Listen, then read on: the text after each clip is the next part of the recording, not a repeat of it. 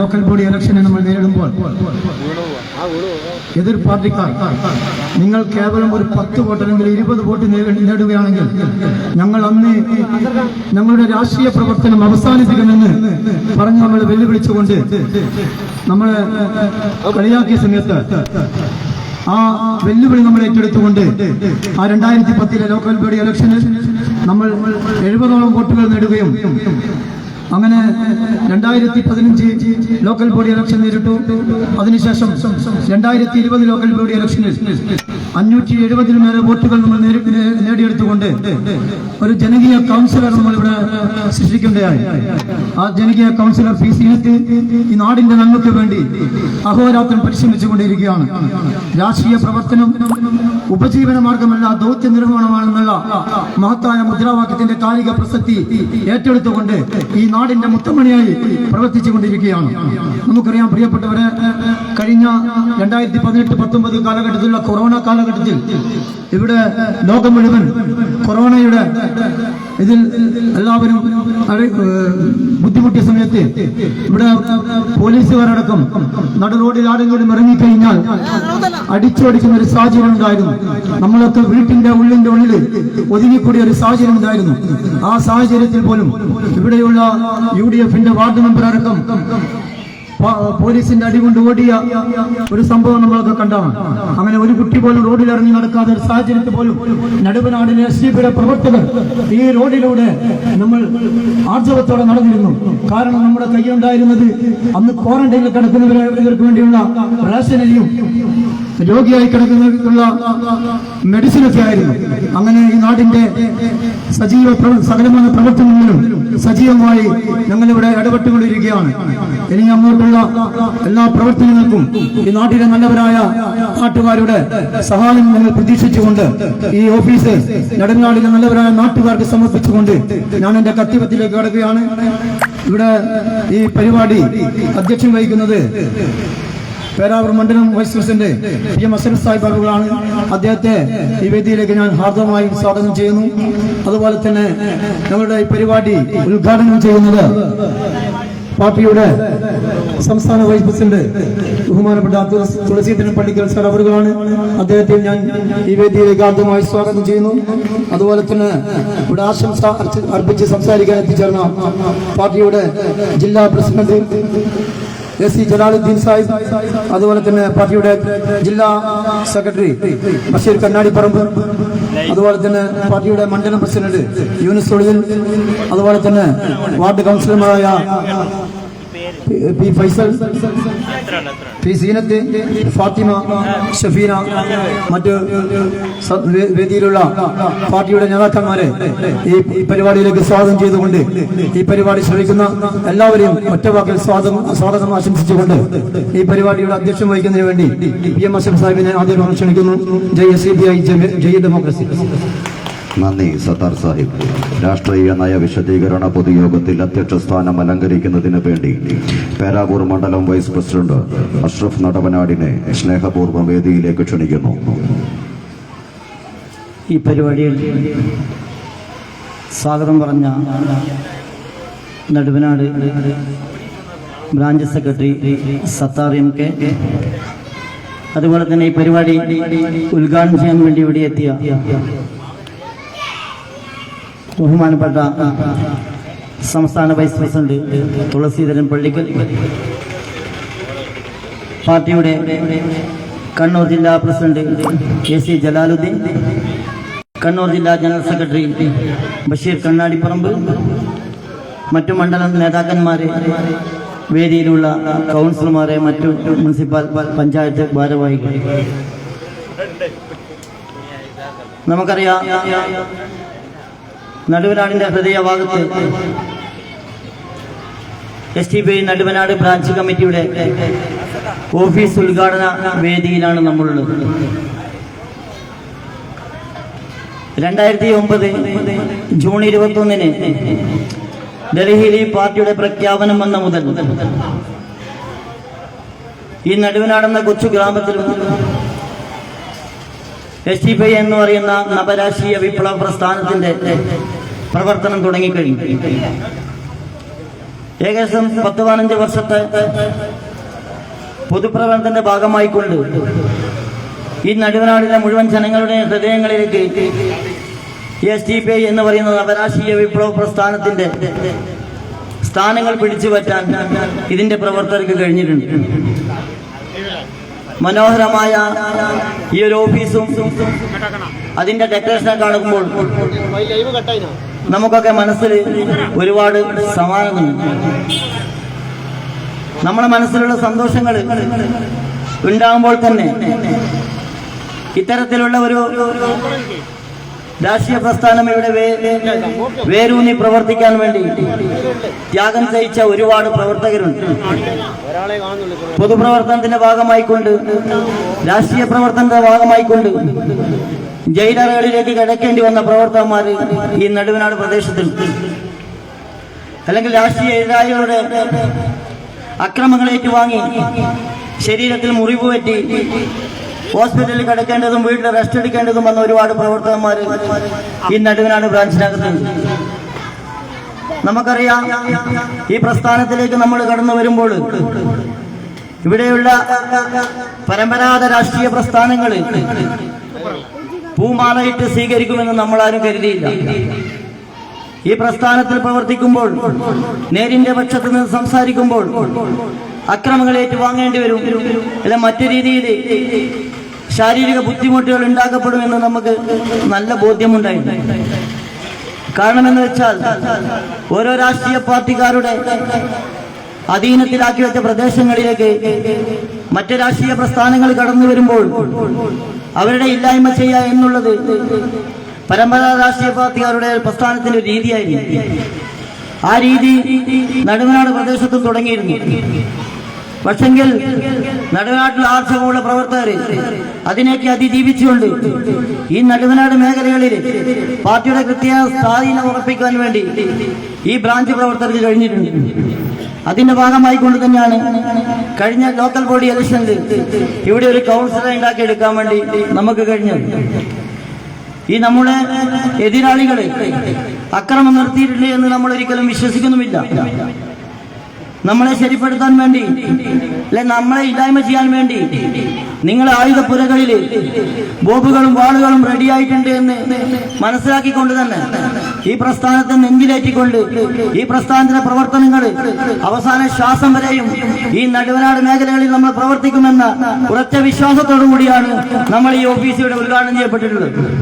ഈ ഒരു ഓഫീസ് നമ്മുടെ പാർട്ടിയുടെ പ്രവർത്തനം നടത്താൻ വേണ്ടി മാത്രമുള്ളതല്ല, നടുവനാടിലെ മുഴുവൻ ജനങ്ങൾക്കും ഒരു സാന്ത്വന കേന്ദ്രമായിട്ടാണ് നമ്മൾ ഇതിനെ കാണുന്നത്. ഏത് പ്രവർത്തകനും, നടുവനാടിലെ ഏത് പ്രദേശവാസികൾക്കും ഏത് സമയത്തും ജാതിമത ഭേദമന്യേ രാഷ്ട്രീയ വ്യത്യാസമില്ലാതെ ഈ ഓഫീസിനകത്തേക്ക് നിങ്ങൾക്ക് കയറി വരാൻ പറ്റുന്ന ഒരു അവസരം ഇവിടെ ഉണ്ടാക്കിയിട്ടുണ്ട് എന്ന് ഞാൻ ഈ ഒരു അവസരത്തിൽ നിങ്ങളെ ഓർമ്മപ്പെടുത്തുകയാണ്. നിങ്ങൾക്ക് ഏത് സമയത്തും നിങ്ങൾ ഏത് ആവശ്യങ്ങളുമായി ഞങ്ങളെ സമീപിക്കുകയും ഞങ്ങളുടെ ഓഫീസിനകത്തേക്ക് നിങ്ങൾക്കൊരു സീറ്റ് അവിടെ റെഡിയാക്കി വെച്ചിട്ടുണ്ട്. നിങ്ങൾക്ക് ഏത് സമയത്തും എപ്പോഴും എന്ത് വിഷമങ്ങളുണ്ടെങ്കിലും ഞങ്ങളെ സമീപിക്കുകയും ഞങ്ങളെ കൊണ്ട് ചെയ്യാൻ പറ്റുന്ന രീതിയിൽ, തടി കൊണ്ടാണെങ്കിൽ തടി കൊണ്ട്, അല്ലെങ്കിൽ മറ്റു മേഖലകളിൽ ഇടപെട്ടുകൊണ്ടാണെങ്കിൽ നിങ്ങൾക്ക് നീതി കിട്ടേണ്ട സ്ഥലങ്ങളാണ് നീതി വാങ്ങിത്തരാൻ ഈ പ്രവർത്തകര് ഇവിടെ സജ്ജരാണെന്ന് ഈ ഒരു അവസരത്തിൽ ഉണർത്തിക്കൊണ്ട് ഞാൻ എന്റെ വാക്കുകൾ നിർത്തുകയാണ്. ഈ പരിപാടി ഉദ്ഘാടനം ചെയ്യാൻ വേണ്ടി ബഹുമാനപ്പെട്ട സംസ്ഥാന വൈസ് പ്രസിഡന്റ് തുളസീധരൻ പള്ളിക്കൽ സാറെ ക്ഷണിച്ചുകൊണ്ട് ഞാൻ നിർത്തുന്നു. എല്ലാവർക്കും നമസ്കാരം, നന്ദി. നന്ദി അഷ്റഫ് സാഹിബ്. രാഷ്ട്രീയ നയവിശദീകരണ പൊതുയോഗം ഉദ്ഘാടനം ചെയ്യുന്നതിനു വേണ്ടി നിർഭയ രാഷ്ട്രീയത്തിന് കരുത്തു പകർന്ന സോഷ്യൽ ഡെമോക്രാറ്റിക് പാർട്ടി ഓഫ് ഇന്ത്യയുടെ കരുത്തനായ സ്റ്റേറ്റ് വൈസ് പ്രസിഡന്റ് അത്യുജ്വല പ്രഭാഷകൻ തുളസീധരൻ പള്ളിക്കലിനെ വേദിയിലേക്ക് ക്ഷണിക്കുന്നു. ഉദ്ഘാടനത്തിന് മുമ്പ് റിസ്ന എന്ന കൊച്ചു കലാകാരി സ്വന്തം കൈപ്പടയിൽ വരച്ച പാർട്ടിയുടെ സ്റ്റേറ്റ് വൈസ് പ്രസിഡന്റിന്റെ ഫോട്ടോ അദ്ദേഹത്തിന് സമർപ്പിക്കുന്നതിനു വേണ്ടി റിസ്ന എന്ന കൊച്ചു കലാകാരിയെ വേദിയിലേക്ക് ക്ഷണിക്കുന്നു. ഫോട്ടോ ഏറ്റുവാങ്ങുന്നതിനു വേണ്ടി SDPIയുടെ സ്റ്റേറ്റ് വൈസ് പ്രസിഡന്റ് തുളസീധരൻ പള്ളിക്കലിനെയും വേദിയിലേക്ക് ക്ഷണിക്കുന്നു.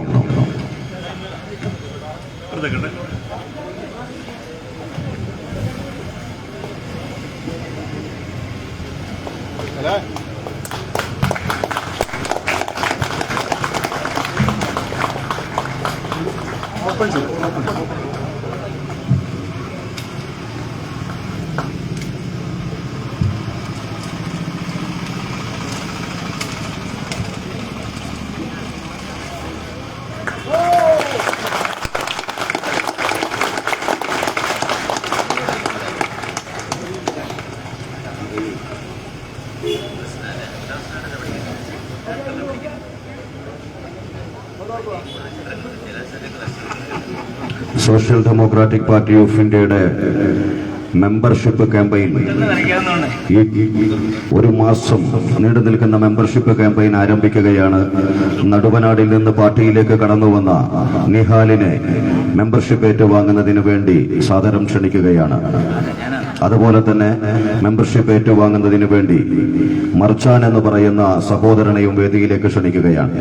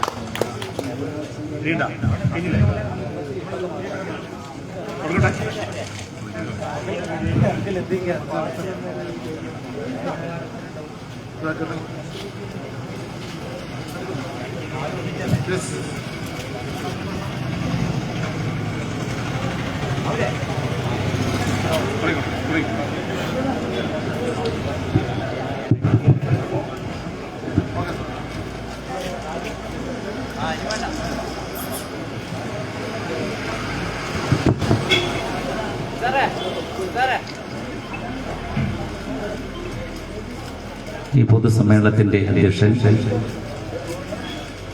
പേരാവൂർ മണ്ഡലം SDP vice president Ashraf Sahib, ഇവിടെ നടന്ന ഓഫീസ് ഉദ്ഘാടനത്തോടനുബന്ധിച്ച് ജനങ്ങളുമായി സംവദിക്കുന്ന SDP-യുടെ ഈ സമ്മേളനത്തിൽ നിങ്ങളെ അഭിവാദ്യം ചെയ്യാൻ എത്തിയിട്ടുള്ള SDP-യുടെ കണ്ണൂർ ജില്ലാ പ്രസിഡന്റ് പ്രിയപ്പെട്ട ജലാലുദ്ദീൻ സാഹിബ്, ജനറൽ സെക്രട്ടറി ബഷീർ കണ്ണാടിപ്പറമ്പ്, പേരാവൂർ മണ്ഡലം കമ്മിറ്റിയുടെ പ്രസിഡന്റ് യൂനസ്, ഇവിടെ സ്വാഗതം ആശംസിച്ച സത്താർ, വേദിയിലുള്ള ഇരിട്ടി മുനിസിപ്പാലിറ്റിയുടെ ജനപ്രതിനിധി, അതേപോലെ പഞ്ചായത്ത് ജനപ്രതിനിധി, വേദിയിലുള്ള പാർട്ടിയുടെ ഊർജ്ജസ്വലരായ സംഘാടകരെ, സഹോദരിമാരെ, ഈ സമ്മേളനം വീഴ്ചകൊണ്ടിരിക്കുന്ന പ്രബുദ്ധരായ നടുവനാട്ടെ സ്നേഹസമ്പന്നരായ ജനാധിപത്യ വിശ്വാസികൾ, നിങ്ങൾക്ക് സോഷ്യൽ ഡെമോക്രാറ്റിക് പാർട്ടി ഓഫ് ഇന്ത്യയുടെ സംസ്ഥാന കമ്മിറ്റിയുടെ പേരിലുള്ള ഊഷ്മളമായ വിപ്ലവാഭിവാദ്യങ്ങൾ അർപ്പിക്കുക. ചരിത്രത്തിലെ എന്തിനാണ് social democratic party of India പിറവിയെടുത്തത്? അത് അക്ഷരാർത്ഥത്തിൽ അന്വർത്ഥമാക്കിക്കൊണ്ടാണ് കഴിഞ്ഞ 15 വർഷമായി ഞങ്ങൾ ഇന്ത്യയുടെ തെരുവുകളിൽ നിലയുറപ്പിക്കുന്നു. കേവലമായി ഏതെങ്കിലും ഒരു രാഷ്ട്രീയ പാർട്ടിയിൽ, സാമ്പ്രദായിക പാർട്ടികളിൽ പ്രവർത്തിക്കുന്ന ഒരു രീതിയിലല്ല ഇന്ത്യൻ ജനാധിപത്യത്തിന്റെ അർത്ഥവത്തായ ഭരണഘടനാ മൂല്യങ്ങൾ രാജ്യത്തെ വിവിധങ്ങളായ സാമൂഹ്യ വിഭാഗങ്ങൾക്ക്, അത് ക്രൈസ്തവരാകട്ടെ, മുസ്ലിങ്ങളാകട്ടെ, ദളിതരാകട്ടെ, ഹൈന്ദവരാകട്ടെ, പാഴ്സികളാകട്ടെ, സിഖുകാരാകട്ടെ, അവർക്ക് ഈ രാജ്യത്ത് തുല്യമായി ഇന്ത്യൻ ഭരണഘടന വീക്ഷിക്കുന്ന അവകാശങ്ങളും അധികാരങ്ങളും ആനുപാതികമായി ലഭിക്കണമെന്ന സാമൂഹ്യ ജനാധിപത്യം എന്ന ഒരാശയമാണ് ഞങ്ങൾ മുന്നോട്ട് വെച്ചത്.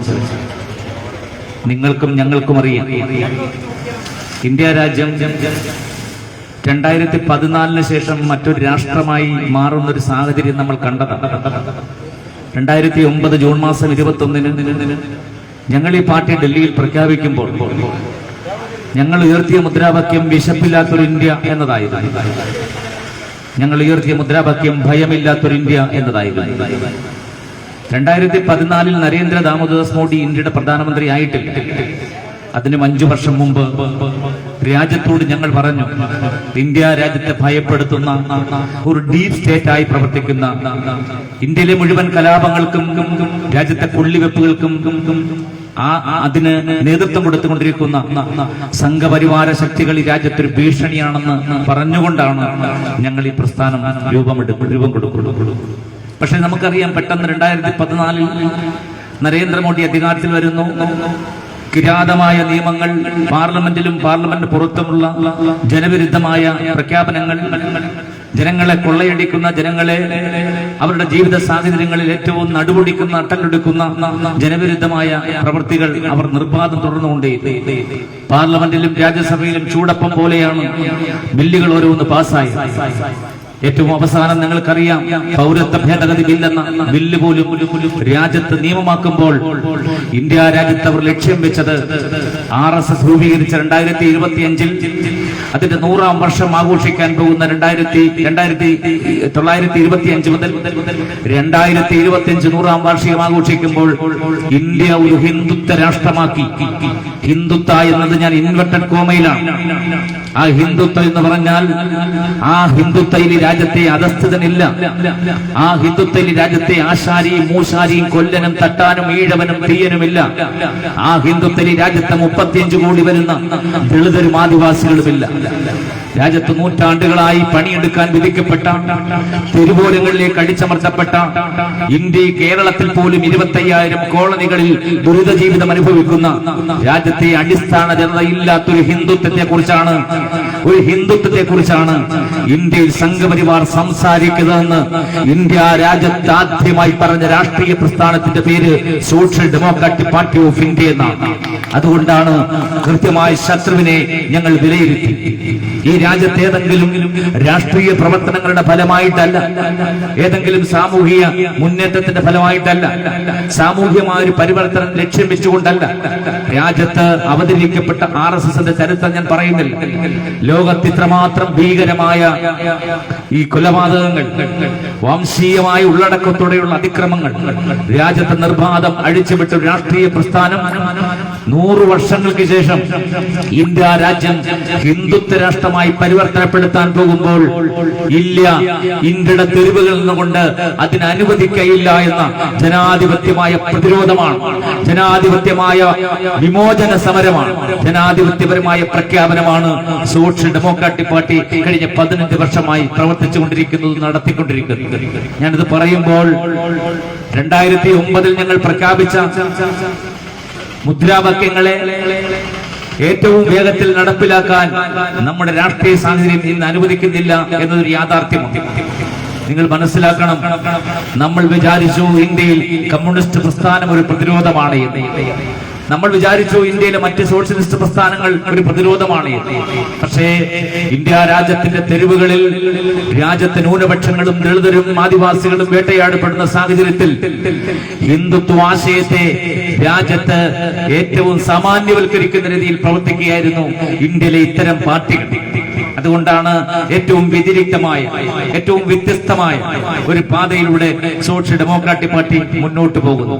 പക്ഷെ ഒരു കാര്യം ഞങ്ങൾ പറയാം, രാജ്യത്ത് ഇന്ത്യ രാജ്യത്തിന്റെ തെരുവുകളിൽ ഏറ്റവും ഉജ്ജ്വലമായി ഈ രാഷ്ട്രീയ പ്രവർത്തനം നടത്തിക്കൊണ്ടിരിക്കുമ്പോൾ രക്തസാക്ഷികളെ നേരിടേണ്ടി വന്ന പ്രസ്ഥാനമാണ്. ജയിലിലേക്ക് ജനങ്ങൾ, നമ്മുടെ നേതൃത്വങ്ങളെ പറഞ്ഞുവിടേണ്ട, ജയിലിലേക്ക് പോകേണ്ട സാഹചര്യം ഉണ്ടായിട്ടുണ്ട്. എന്തിനു വേണ്ടി? സംഘപരിവാറിനോടുള്ള അതിശക്തമായ വിയോജിപ്പ് രേഖപ്പെടുത്തിക്കൊണ്ട് ഇന്ത്യ ഒരു ഫാസിസ്റ്റ് രാജ്യമാക്കാൻ ഞങ്ങൾ അനുവദിക്കയില്ല എന്ന പ്രഖ്യാപനത്തോടെ ജനകീയ പോരാട്ടങ്ങളുടെ മുന്നിൽ നെഞ്ചുവിരിച്ചു നിന്ന സമരഭടന്മാർ ജയിലിലുണ്ടെങ്കിലും ഒരിഞ്ചു പോലും സോഷ്യൽ ഡെമോക്രാറ്റിക് പാർട്ടി പിന്നോട്ട് പോയിട്ടില്ല എന്ന് വിളംബരം ചെയ്യുന്നതാണ് നടുവനാട്ടെ ഈ ജനസഞ്ചയത്തെ സാക്ഷി നിർത്തിക്കൊണ്ട് ഇന്ന് ഉദ്ഘാടനം ചെയ്യപ്പെട്ട സോഷ്യൽ ഡെമോക്രാറ്റിക് പാർട്ടിയുടെ ഇവിടുത്തെ ഓഫീസ് എന്ന് ഞാൻ ഓർമ്മിപ്പിക്കാൻ ആഗ്രഹിക്കുന്നു. എന്താണ് നമ്മുടെ സമകാലികമായ രാഷ്ട്രീയം? കേരള രാഷ്ട്രീയത്തെ കുറിച്ച് ഞാൻ പറയുന്നില്ല. 1 മാസം നീണ്ടുന്നൊരു ക്യാമ്പയിൻ നടത്തിയതാണ് സോഷ്യൽ ഡെമോക്രാറ്റിക് പാർട്ടി.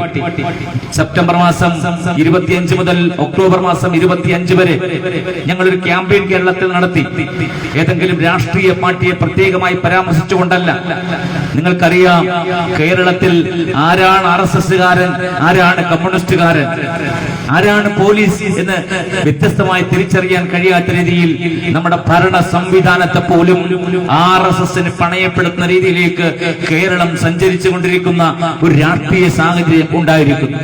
നമുക്കറിയാം 2016 കേരളത്തിലെ സഖാവ് പിണറായി വിജയനെ അധികാരത്തിലേറ്റുമ്പോൾ ഒന്നാം പിണറായി വിജയൻ അധികാരമേറ്റ് 5 വർഷം കഴിഞ്ഞ് 2021 പ്രളയവും കോവിഡും ഒട്ടേറെ മഹാദുരിതങ്ങൾ നമ്മൾ നേരിട്ടപ്പോൾ അതിലും പുറത്തിറങ്ങാൻ കഴിയാതിരുന്ന ഒരു ജനത 2021 പിണറായി വിജയൻ സഖാവിന് മാൻഡേറ്റ് നൽകി വീണ്ടും അധികാരത്തിൽ കൊണ്ടുവന്നു. പക്ഷെ എന്താണ് കഴിഞ്ഞ 8 വർഷത്തെ കേരളത്തിന്റെ അനുഭവം? എന്താണ് ജനജീവിതം?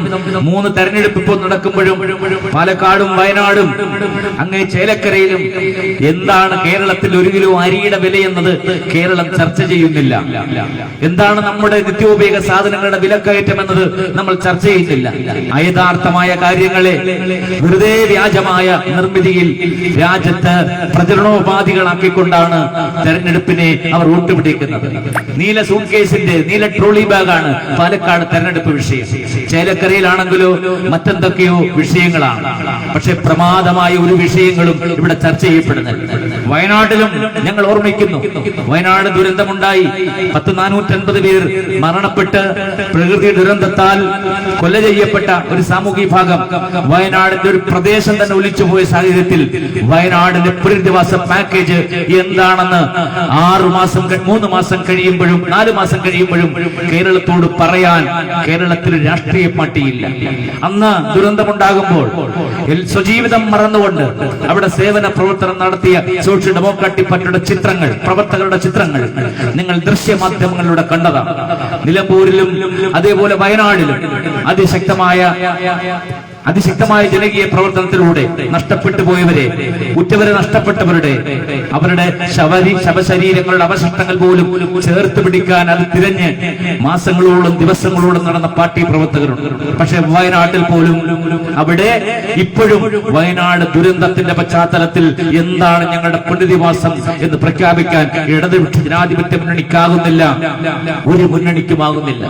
ഞാൻ സൂചിപ്പിച്ചത് ഈ സന്ദർഭത്തിലാണ് കേരളത്തിലെ ഉദ്യോഗസ്ഥ അധികാര കേന്ദ്രങ്ങളെ RSS തീരെഴുതിക്കൊണ്ട് കേരളത്തിലെ ഇടതുപക്ഷ പ്രസ്ഥാനം എന്ന് പറയുന്ന കമ്മ്യൂണിസ്റ്റ് മാർക്സിസ്റ്റ് പാർട്ടി നേതൃത്വം കൊടുക്കുന്ന ഗവൺമെന്റ്, സഖാവ് പിണറായി വിജയൻ ഗവൺമെന്റ് കേരളത്തിലെ RSSന് തീരെഴുതുന്ന രാഷ്ട്രീയ സാഹചര്യം ഉണ്ടാകും.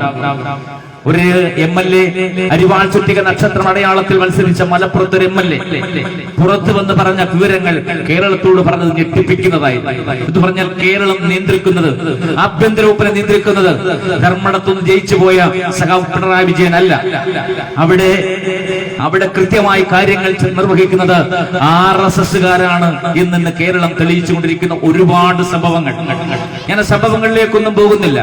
പക്ഷെ നിങ്ങൾ മനസ്സിലാക്കണം, കഴിഞ്ഞ പാർലമെന്റ് സമ്മേളനം അവസാനിക്കുമ്പോൾ 2024 തെരഞ്ഞെടുപ്പിന് തൊട്ടു മുമ്പ് പാർലമെന്റിൽ ചായ കുടിക്കാൻ പോയി, നരേന്ദ്രമോദിയോടൊപ്പം ചായ കുടിക്കാൻ പോയ ഒരു MPയെ, കേരളത്തിലെ കൊല്ലത്തെ MPയെ കേരളത്തിൽ നാടൊട്ടുക്ക് കേരളത്തിലെ DYFIക്കാർ പ്രതിഷേധവുമായി അദ്ദേഹത്തെ നേരിട്ടു. എന്താണ് പറഞ്ഞത്?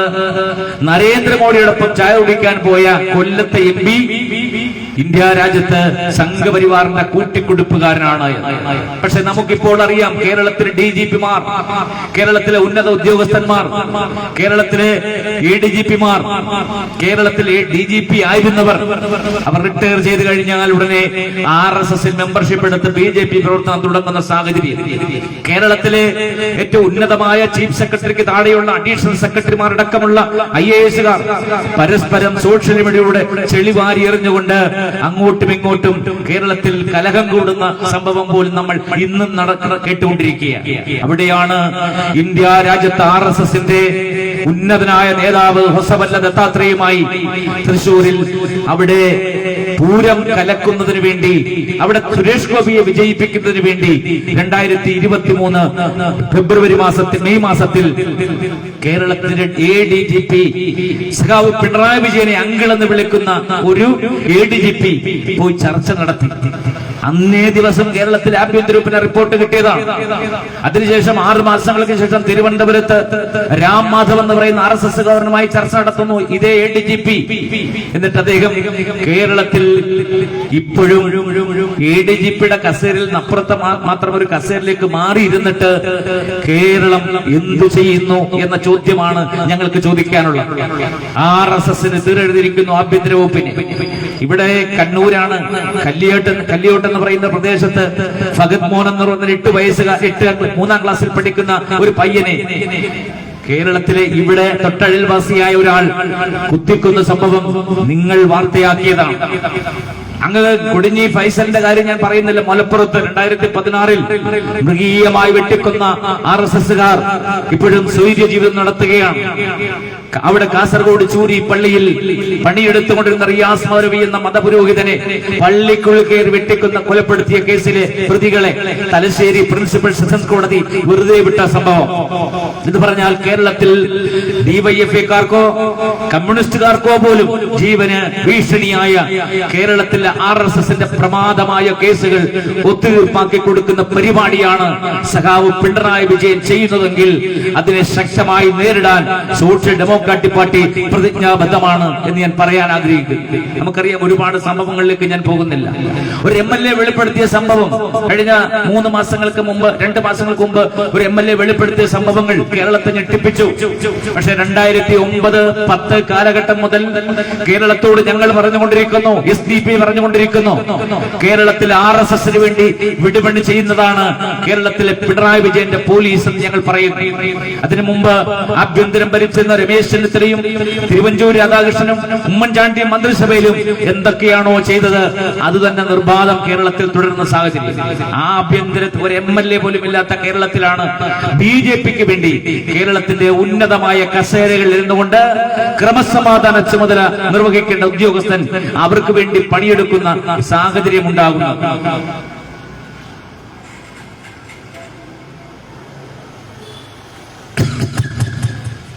ഞാൻ സൂചിപ്പിച്ചത് കേരളം എങ്ങോട്ടാണ് പോകുന്നത്. 2025-ൽ ഇന്ത്യയിലെമ്പാടും രാജ്യത്ത് ഒരുപാട് ഭീകര നിയമങ്ങൾ ഉണ്ടാക്കിക്കൊണ്ട് 2024 ശേഷം കേവലമായ ഭൂരിപക്ഷം ഇല്ലെങ്കിൽ കൂടി ഇന്ത്യയിൽ അധികാരത്തിൽ വന്ന BJP ഗവൺമെന്റ് നരേന്ദ്രമോദി വഖഫ് ഭേദഗതി നിയമം പാർലമെന്റിൽ അവതരിപ്പിച്ചുകൊണ്ട് മദ്രസ നിയമം പുനഃപരിശോധിക്കണമെന്ന ബാലാവകാശ കമ്മീഷന്റെ റിപ്പോർട്ടിന്മേൽ ഇന്ത്യയിലെമ്പാടും വംശീയമായ ഉള്ളടക്കത്തോടെ വംശീയ വിദ്വേഷത്തോടെ പ്രചരണം നടത്തുമ്പോൾ എന്താ നമ്മൾ കരുതേണ്ടത്? 2025-ൽ രാജ്യത്ത് മനുസ്മൃതി നടപ്പിലാക്കും എന്നവർ പ്രഖ്യാപിച്ചിരിക്കുന്നു. നാഗപ്പൂരിൽ ആസ്ഥാനത്ത് RSS-ന്റെ ആസ്ഥാനത്ത് ഒരു കസേര വലിച്ചിട്ട് ഇന്ത്യ ഒരു ഏകാധിപത്യ രാജ്യമാണെന്ന് പ്രഖ്യാപിക്കാൻ പോകുന്നിടത്തേക്ക് ഇന്ത്യയിൽ സംഘപരിവാർ മുന്നോട്ട് പോകുമ്പോൾ നിർഭേദത്തോടെ രാജ്യത്തിന്റെ തെരുവുകളിൽ നിന്നുകൊണ്ട് അത് ജനങ്ങളോട് വിളിച്ചു പറയുന്ന ഒരു പാർട്ടി എന്ന നിലയിൽ ഞങ്ങൾ ആശങ്കപ്പെടുന്നു. കമ്മ്യൂണിസ്റ്റ് മാർക്സിസ്റ്റ് പാർട്ടി എന്താ ചെയ്യുന്നത്? കോൺഗ്രസുകാർ എന്താ ചെയ്യുന്നത്? ഇവിടുത്തെ മതേതര പാർട്ടികൾ എന്താ ചെയ്യുന്നത്? കേരളത്തിലെ ഈ വിഷയം, ഇന്ത്യയിലെ ഈ വിഷയം അവർ ലാഘവത്തോടെ കൈകാര്യം ചെയ്യും. ഇന്നലെ സുരേഷ് ഗോപി വയനാട് പറഞ്ഞത് നിങ്ങൾ ഓർമ്മയുണ്ടല്ലോ. വഖഫ് എന്ന 3 അക്ഷരം 4 അക്ഷരം ഉണ്ടെന്ന് പോലും അദ്ദേഹത്തിന് അറിയാൻ വയ്യ. അദ്ദേഹം പറയുന്നു പഴയ സിനിമാ കഥാപാത്രങ്ങളിൽ അഭിരമിച്ചിട്ട് അദ്ദേഹം പറയുന്നു അതിനെ ഇന്ത്യയിൽ ഫിനിഷ് ചെയ്യാൻ പോകുന്നു. കേരളം എന്ന് പറയുന്നതോ ഇന്ത്യയിലെ വഖഫ് ബോർഡ് എന്ന് പറയുന്നതോ രാജ്യത്തെ അടിസ്ഥാന ജനതയുടെ, രാജ്യത്തെ ന്യൂനപക്ഷങ്ങളുടെ അവകാശങ്ങളോ എന്ന നിലയിൽ രാജ്യത്തെ തൊടാൻ സുരേഷ് ഗോപിക്കല്ല, അയാളുടെ മുത്തപ്പനായ ഇന്ത്യയിലെ നരേന്ദ്രമോദിയെ പോലും അനുവദിക്കയില്ല എന്ന പ്രതിജ്ഞയെടുത്ത പാർട്ടിയാണ് സോഷ്യൽ ഡെമോക്രാറ്റിക് പാർട്ടി. എന്ന് പറഞ്ഞാൽ ഒരു സമൂഹത്തെ ഡീമോറലൈസ് ചെയ്യുക. എന്താണ് വഖഫ് എന്ന് അദ്ദേഹത്തിന് അറിയുമോ?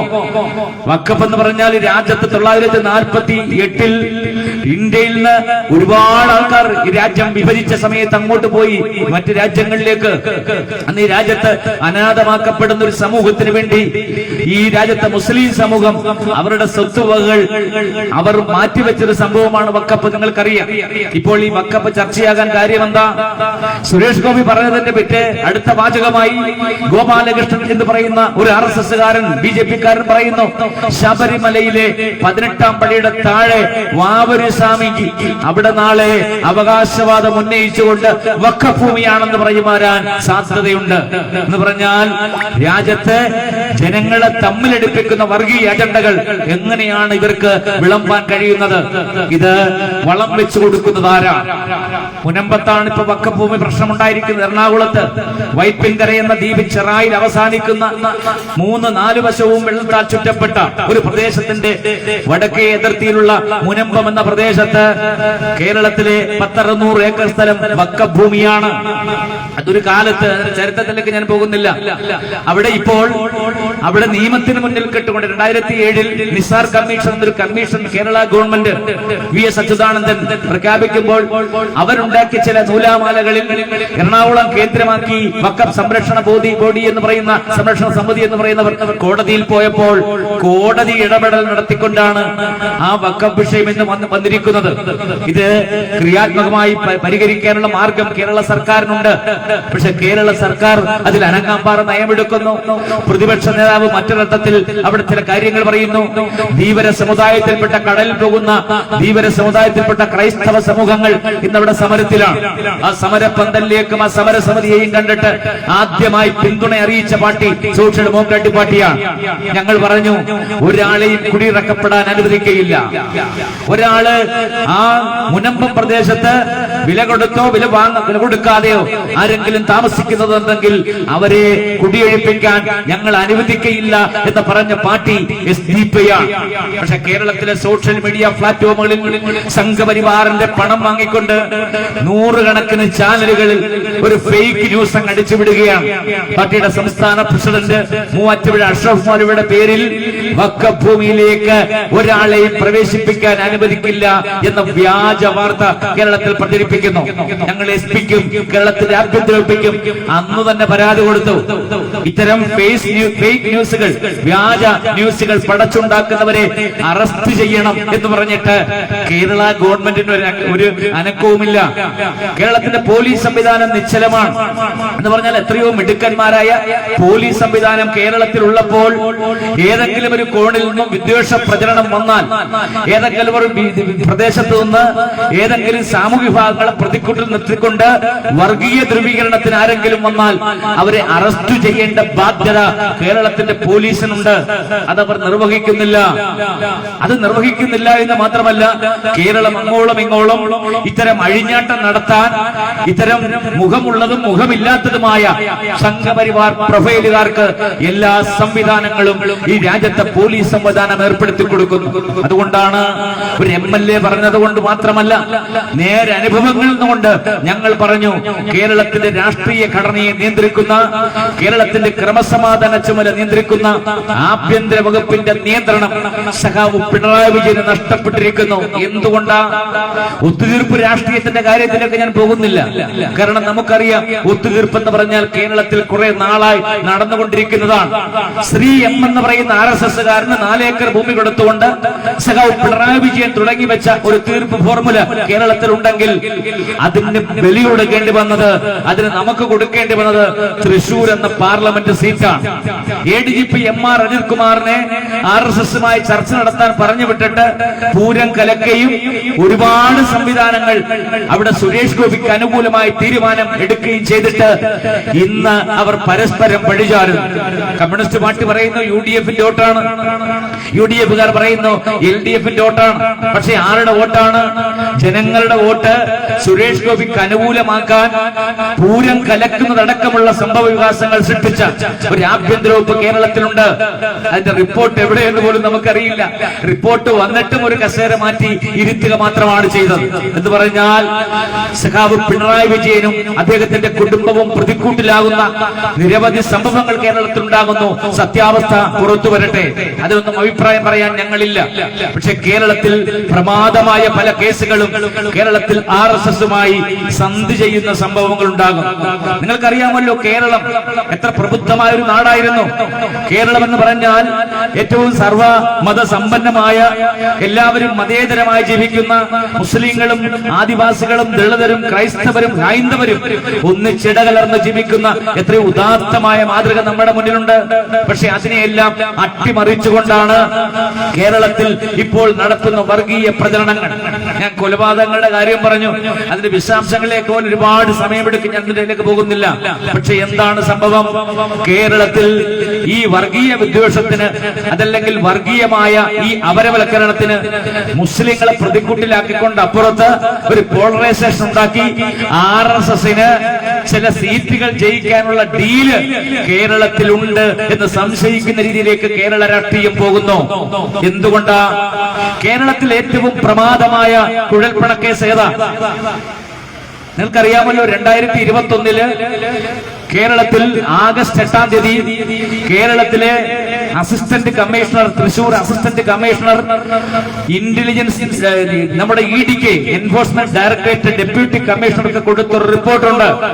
ആ റിപ്പോർട്ട് കഴിഞ്ഞ ആഴ്ച മനോരമയിൽ വെണ്ടയ്ക്ക അക്ഷരത്തിൽ 3-4 ദിവസം അച്ചടിച്ചു വന്നു. എന്താ റിപ്പോർട്ട്? ആ റിപ്പോർട്ട് എന്ന് പറഞ്ഞാൽ കേരളത്തിലേക്ക് ഏകദേശം 10,500 കോടി രൂപ കുഴൽപ്പണമായി വരുന്നു. എന്തിന്? 2021 അസംബ്ലി തെരഞ്ഞെടുപ്പിൽ കേരളത്തിൽ BJPക്ക് അനുകൂലമായി ജനവികാരമുണ്ടാക്കാൻ, അല്ലെങ്കിൽ നമ്മുടെ ജനാധിപത്യത്തെ അട്ടിമറിച്ചുകൊണ്ട് വോട്ടുകൾ നേടാൻ. അവസാനം ആ പണം തൃശൂർ പാർട്ടിയുടെ BJPയുടെ ഓഫീസിൽ വരുന്നു. ധർമ്മരാജൻ എന്ന് പറയുന്ന ഒരാൾ കർണാടകയിൽ നിന്ന് ആ പണം കൊണ്ടുവന്നു എന്ന് റിപ്പോർട്ട് പറയുന്നു. ഞങ്ങൾ പറയുന്ന റിപ്പോർട്ടുമല്ല, മനോരമ പറയുന്ന റിപ്പോർട്ടുമല്ല.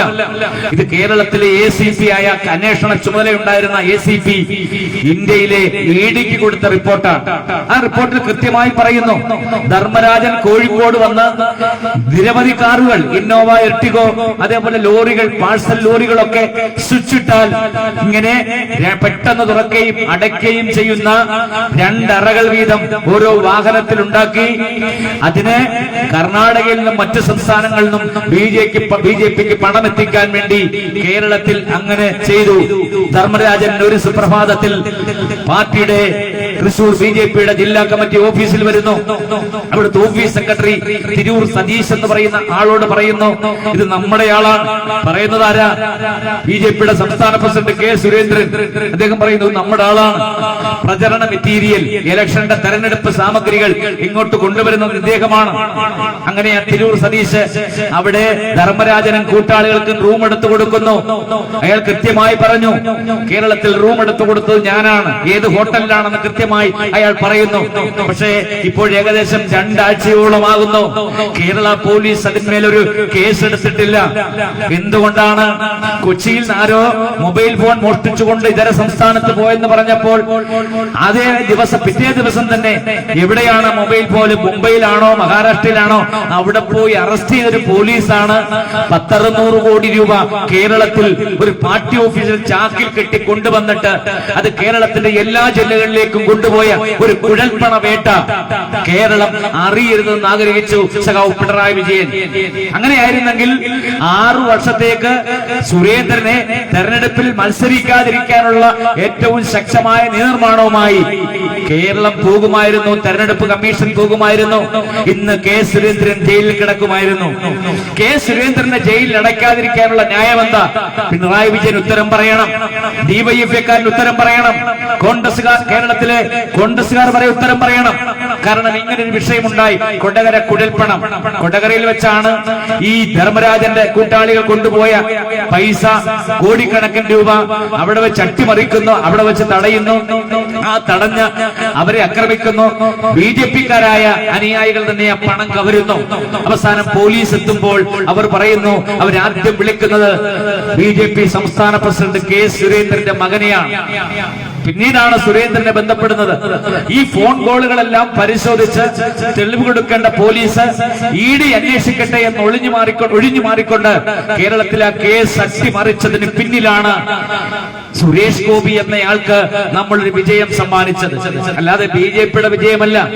സുരേഷ് ഗോപിക്ക് നരേന്ദ്രമോദിയും കൂട്ടാളികളും വർഷങ്ങളായി, കഴിഞ്ഞ 3-4 വർഷമായി തൃശൂരിൽ ഒഴുക്കുന്ന ഇത്തരം കള്ളപ്പണം, ഇത്തരം കുഴൽപ്പണം അത് ഉപയോഗിച്ചുകൊണ്ട് വനിതകളെ മറ്റ് സംഘാടനം നടത്തിക്കൊണ്ട് ഒരുപാട് ആൾക്കാർ തെരഞ്ഞെടുപ്പിൽ വോട്ട് ചേർത്തുകൊണ്ട് BJPക്ക് ഒരു സീറ്റ് കൊടുക്കുക എന്ന കേരളത്തിന്റെ CPMന്റെയും ഇന്ത്യയിലെ RSSന്റെയും ഡീല് അത് കൃത്യമായി നിർവഹിക്കാൻ കേരളത്തിന്റെ പിണറായി വിജയന് കഴിഞ്ഞു. അതാണ് ഞാൻ സൂചിപ്പിച്ചത്. അതല്ലായിരുന്നെങ്കിൽ കേരളത്തിൽ BJPയുടെ സംസ്ഥാന പ്രസിഡന്റ് ജയിലിൽ കിടക്കുമായിരുന്നു. കുഴൽപ്പണക്കേസിൽ അയാളെ സാക്ഷിയാക്കി മാറ്റി. ഇപ്പോൾ സാക്ഷിയായ ആ പണം കൈകാര്യം ചെയ്ത അത് സുരേന്ദ്രന്റെ പങ്ക് കൃത്യമായി വിവരിക്കുന്ന, അത് ആരാണ് പണം കൊണ്ടുപോയത്, ഏത് ഓഫീസിലേക്കാണെന്ന് കൃത്യമായി ഡേറ്റ് സഹിതം പറയുന്ന ഒരു ഓഫീസ് സെക്രട്ടറിയുടെ വെളിപ്പെടുത്തൽ വന്നിട്ട് പോലും കേരളത്തിൽ ആഭ്യന്തര വകുപ്പ് മിണ്ടാതിരിക്കുന്നു. മണി ലോണ്ടറിംഗ് ആക്ട് ഉണ്ട്. അതല്ലെങ്കിൽ കുഴൽപ്പണം കേരളത്തിൽ സൃഷ്ടിക്കുന്ന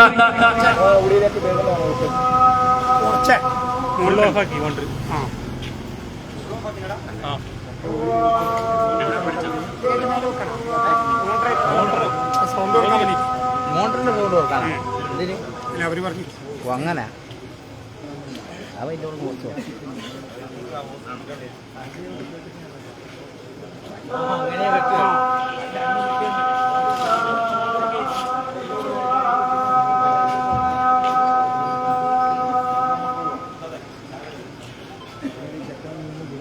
ആരും കാണുന്നില്ല.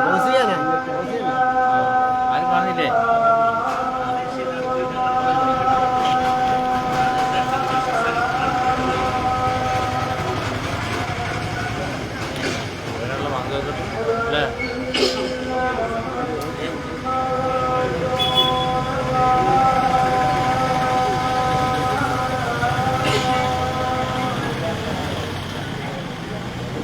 ഓർക്കണ്ട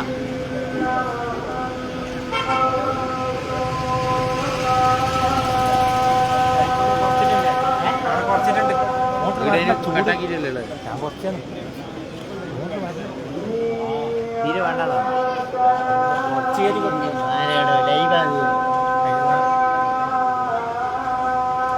ദേശം കയറ്റി ഞാൻ അതിനകത്ത്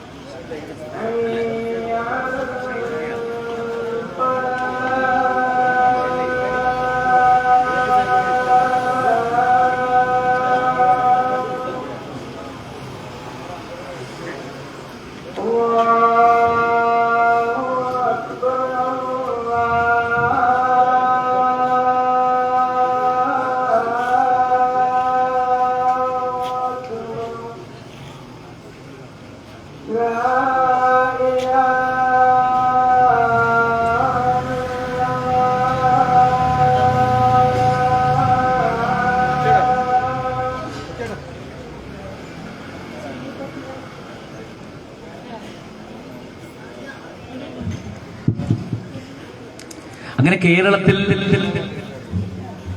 ഈ വർഗീയമായ മുദ്രാവാക്യങ്ങൾ മുന്നോട്ട് വെക്കുന്ന RSSന് അനുകൂലമായി തീരുമാനങ്ങൾ എടുക്കുന്നതിൽ ഒരു പൊളിറ്റിക്കൽ പാർട്ടി എന്ന നിലയിൽ CPM-ന് പോലും കേരളത്തിൽ കഴിയുന്നു എന്നുള്ളത്. നമ്മൾ പറയും പുന്നപ്രയും വയലാറും കയ്യൂരും കരിവെള്ളൂരും ഒഞ്ചിയവും മൊറാഴയും കാവുമ്പായും ഒരുപാട് സമരഭൂമികളിൽ രാജ്യത്തെ രക്തസാക്ഷികളായ കമ്മ്യൂണിസ്റ്റ് പാർട്ടിയുടെ സമര സഖാക്കളെ ഒറ്റുകൊടുത്തുകൊണ്ടല്ലേ കമ്മ്യൂണിസ്റ്റ് മാർക്സിസ്റ്റ് പാർട്ടി ഈ പണി ചെയ്യുന്നത്? ആത്മാർത്ഥതയോടെ നെഞ്ചിൽ കൈവച്ചുകൊണ്ട് കമ്മ്യൂണിസ്റ്റ് പാർട്ടിക്ക് പറയാൻ കഴിയുമോ ഞങ്ങൾക്ക് 218 രക്തസാക്ഷികളെ സൃഷ്ടിച്ചു, RSSകാർ ഞങ്ങളെ രക്തസാക്ഷികളാക്കി ഞങ്ങളുടെ സമര സഖാക്കളെ എന്ന് പറയുന്ന കമ്മ്യൂണിസ്റ്റ് പാർട്ടി എന്തിനു വേണ്ടിയാണ് വിട്ടുവീഴ്ച ചെയ്യുന്നത്? സാധാരണക്കാർ ചിന്തിക്കണം. അതുകൊണ്ടാണ് 2014 ശേഷം ഇന്ത്യ രാജ്യത്ത് നരേന്ദ്രമോദിയുടെ അധികാരവാഴ്ചയ്ക്ക് ശേഷം രാജ്യത്ത് ഒരു ഫാസിസ്റ്റ് രാഷ്ട്രത്തിലേക്ക് രാജ്യം പോകുമ്പോൾ ഇന്ത്യ രാജ്യം ഫാസിസ്റ്റ് വൽക്കരിക്കപ്പെട്ടിട്ടില്ല എന്ന് ലേഖനം എഴുതിയ പ്രകാശ് കാരാട്ടിന്റെ അനുയായികളായി കമ്മ്യൂണിസ്റ്റ് പാർട്ടി മാറുന്നത്. എന്ന് പറഞ്ഞാൽ ഇപ്പോഴും രാജ്യത്ത് ഒരു ഫാസിസ്റ്റ് വാഴ്ച എന്താണ്, RSS ഫാസിസ്റ്റ് വാഴ്ചയ്ക്ക് തുടക്കം കുറിച്ചു എന്ന് സമ്മതിക്കാൻ കഴിയാത്തൊരു പാർട്ടിയായി ആ പാർട്ടി മാറുന്നു. ഞാൻ സൂചിപ്പിക്കുന്നു, സഖാവ് പിണറായി വിജയനെ തെറ്റുപറ്റി എന്ന നിലയിലല്ല ഞങ്ങൾ ഇത് പറയുന്നത്.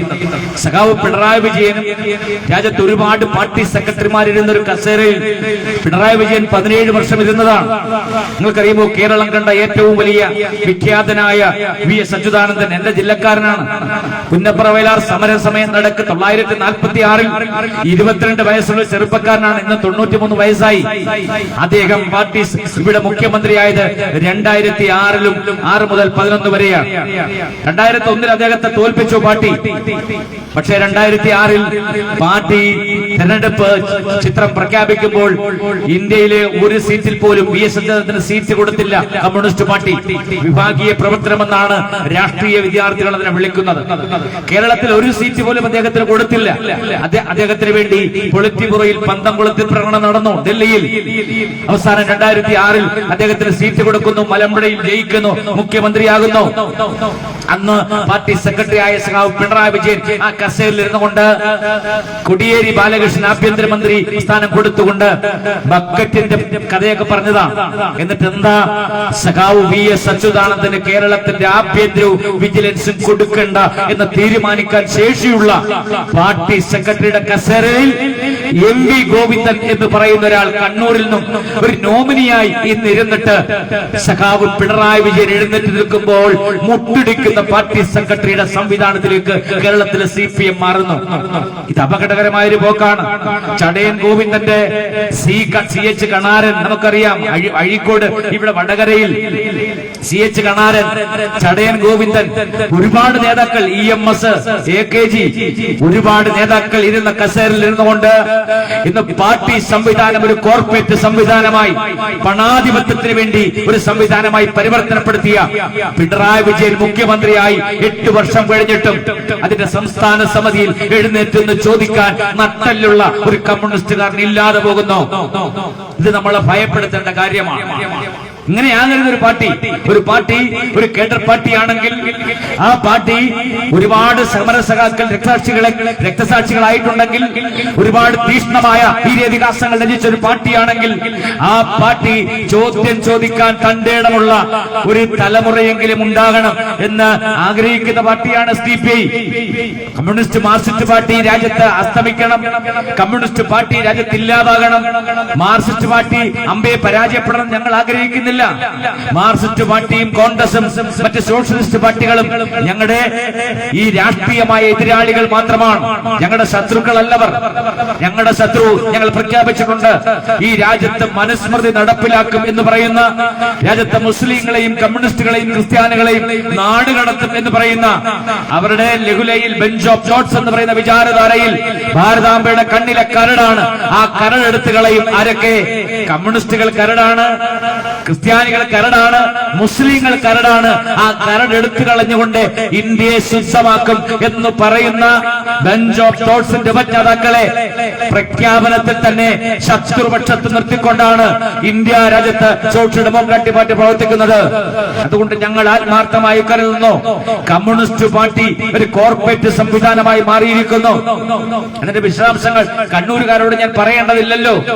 പഴയ ബീഡി തൊഴിലാളികളും നെയ്ത്ത് തൊഴിലാളി സംഘങ്ങളിലൂടെയും സഹകരണ സ്ഥാപനങ്ങളിലൂടെയും കണ്ണൂരിൽ അവർ സൃഷ്ടിച്ചെടുത്ത, അല്ലെങ്കിൽ ഈ കേരളത്തിൽ മുഴുവൻ അവർ സൃഷ്ടിച്ചെടുത്ത ഒരു സമാന്തര സംവിധാനത്തിൽ അവരുടെ സഖാക്കൾ പ്രവർത്തിക്കുന്നു. നല്ല കാര്യം.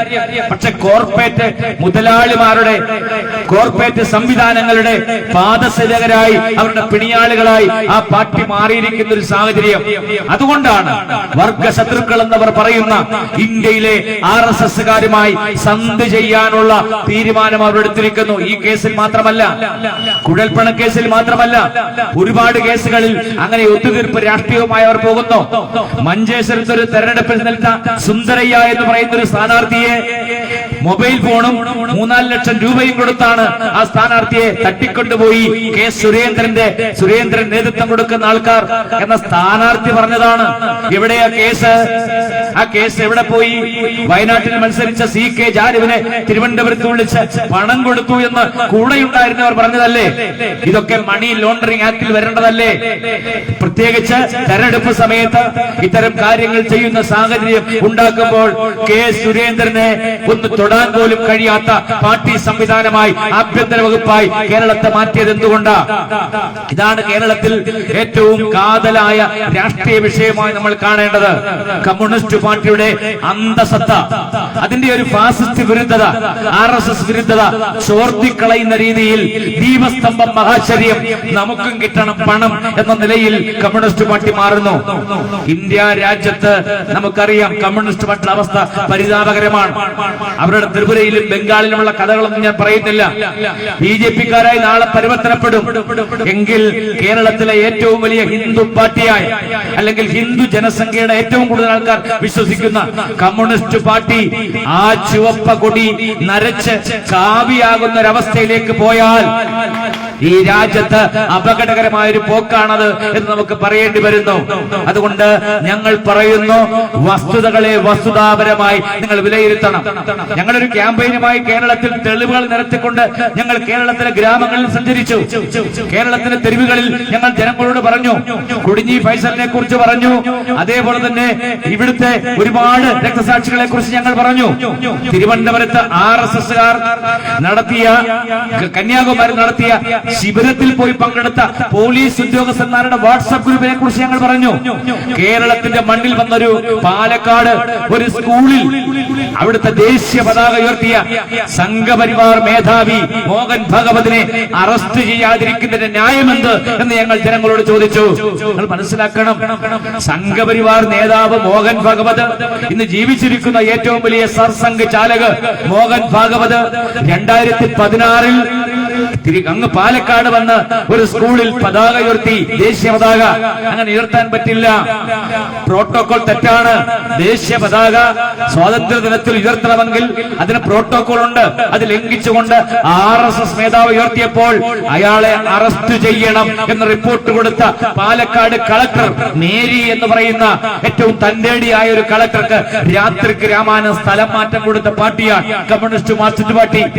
ഞാൻ സൂചിപ്പിച്ചത് 2006 മുതൽ 2011 വരെ VS അച്യുതാനന്ദൻ കേരളം ഭരിക്കുമ്പോൾ ആഭ്യന്തരം കൊടുക്കാതെ, വിജിലൻസ് കൊടുക്കാതെ ആരെയാ രക്ഷപ്പെടുത്തിയത്?